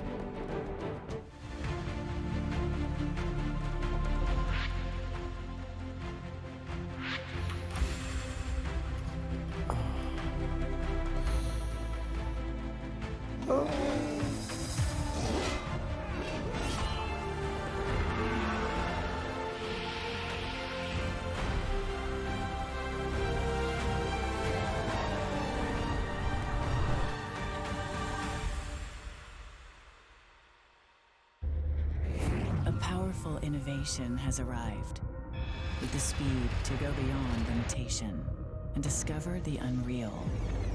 Introducing the Samsung NVMe SSD 970 series, the key to unlocking your power. With the performance to reach beyond the expected, the capacity to illuminate a world of ideas, and the reliability to sustain it all. Samsung's latest NVMe M.2 SSD. Unreal performance realized.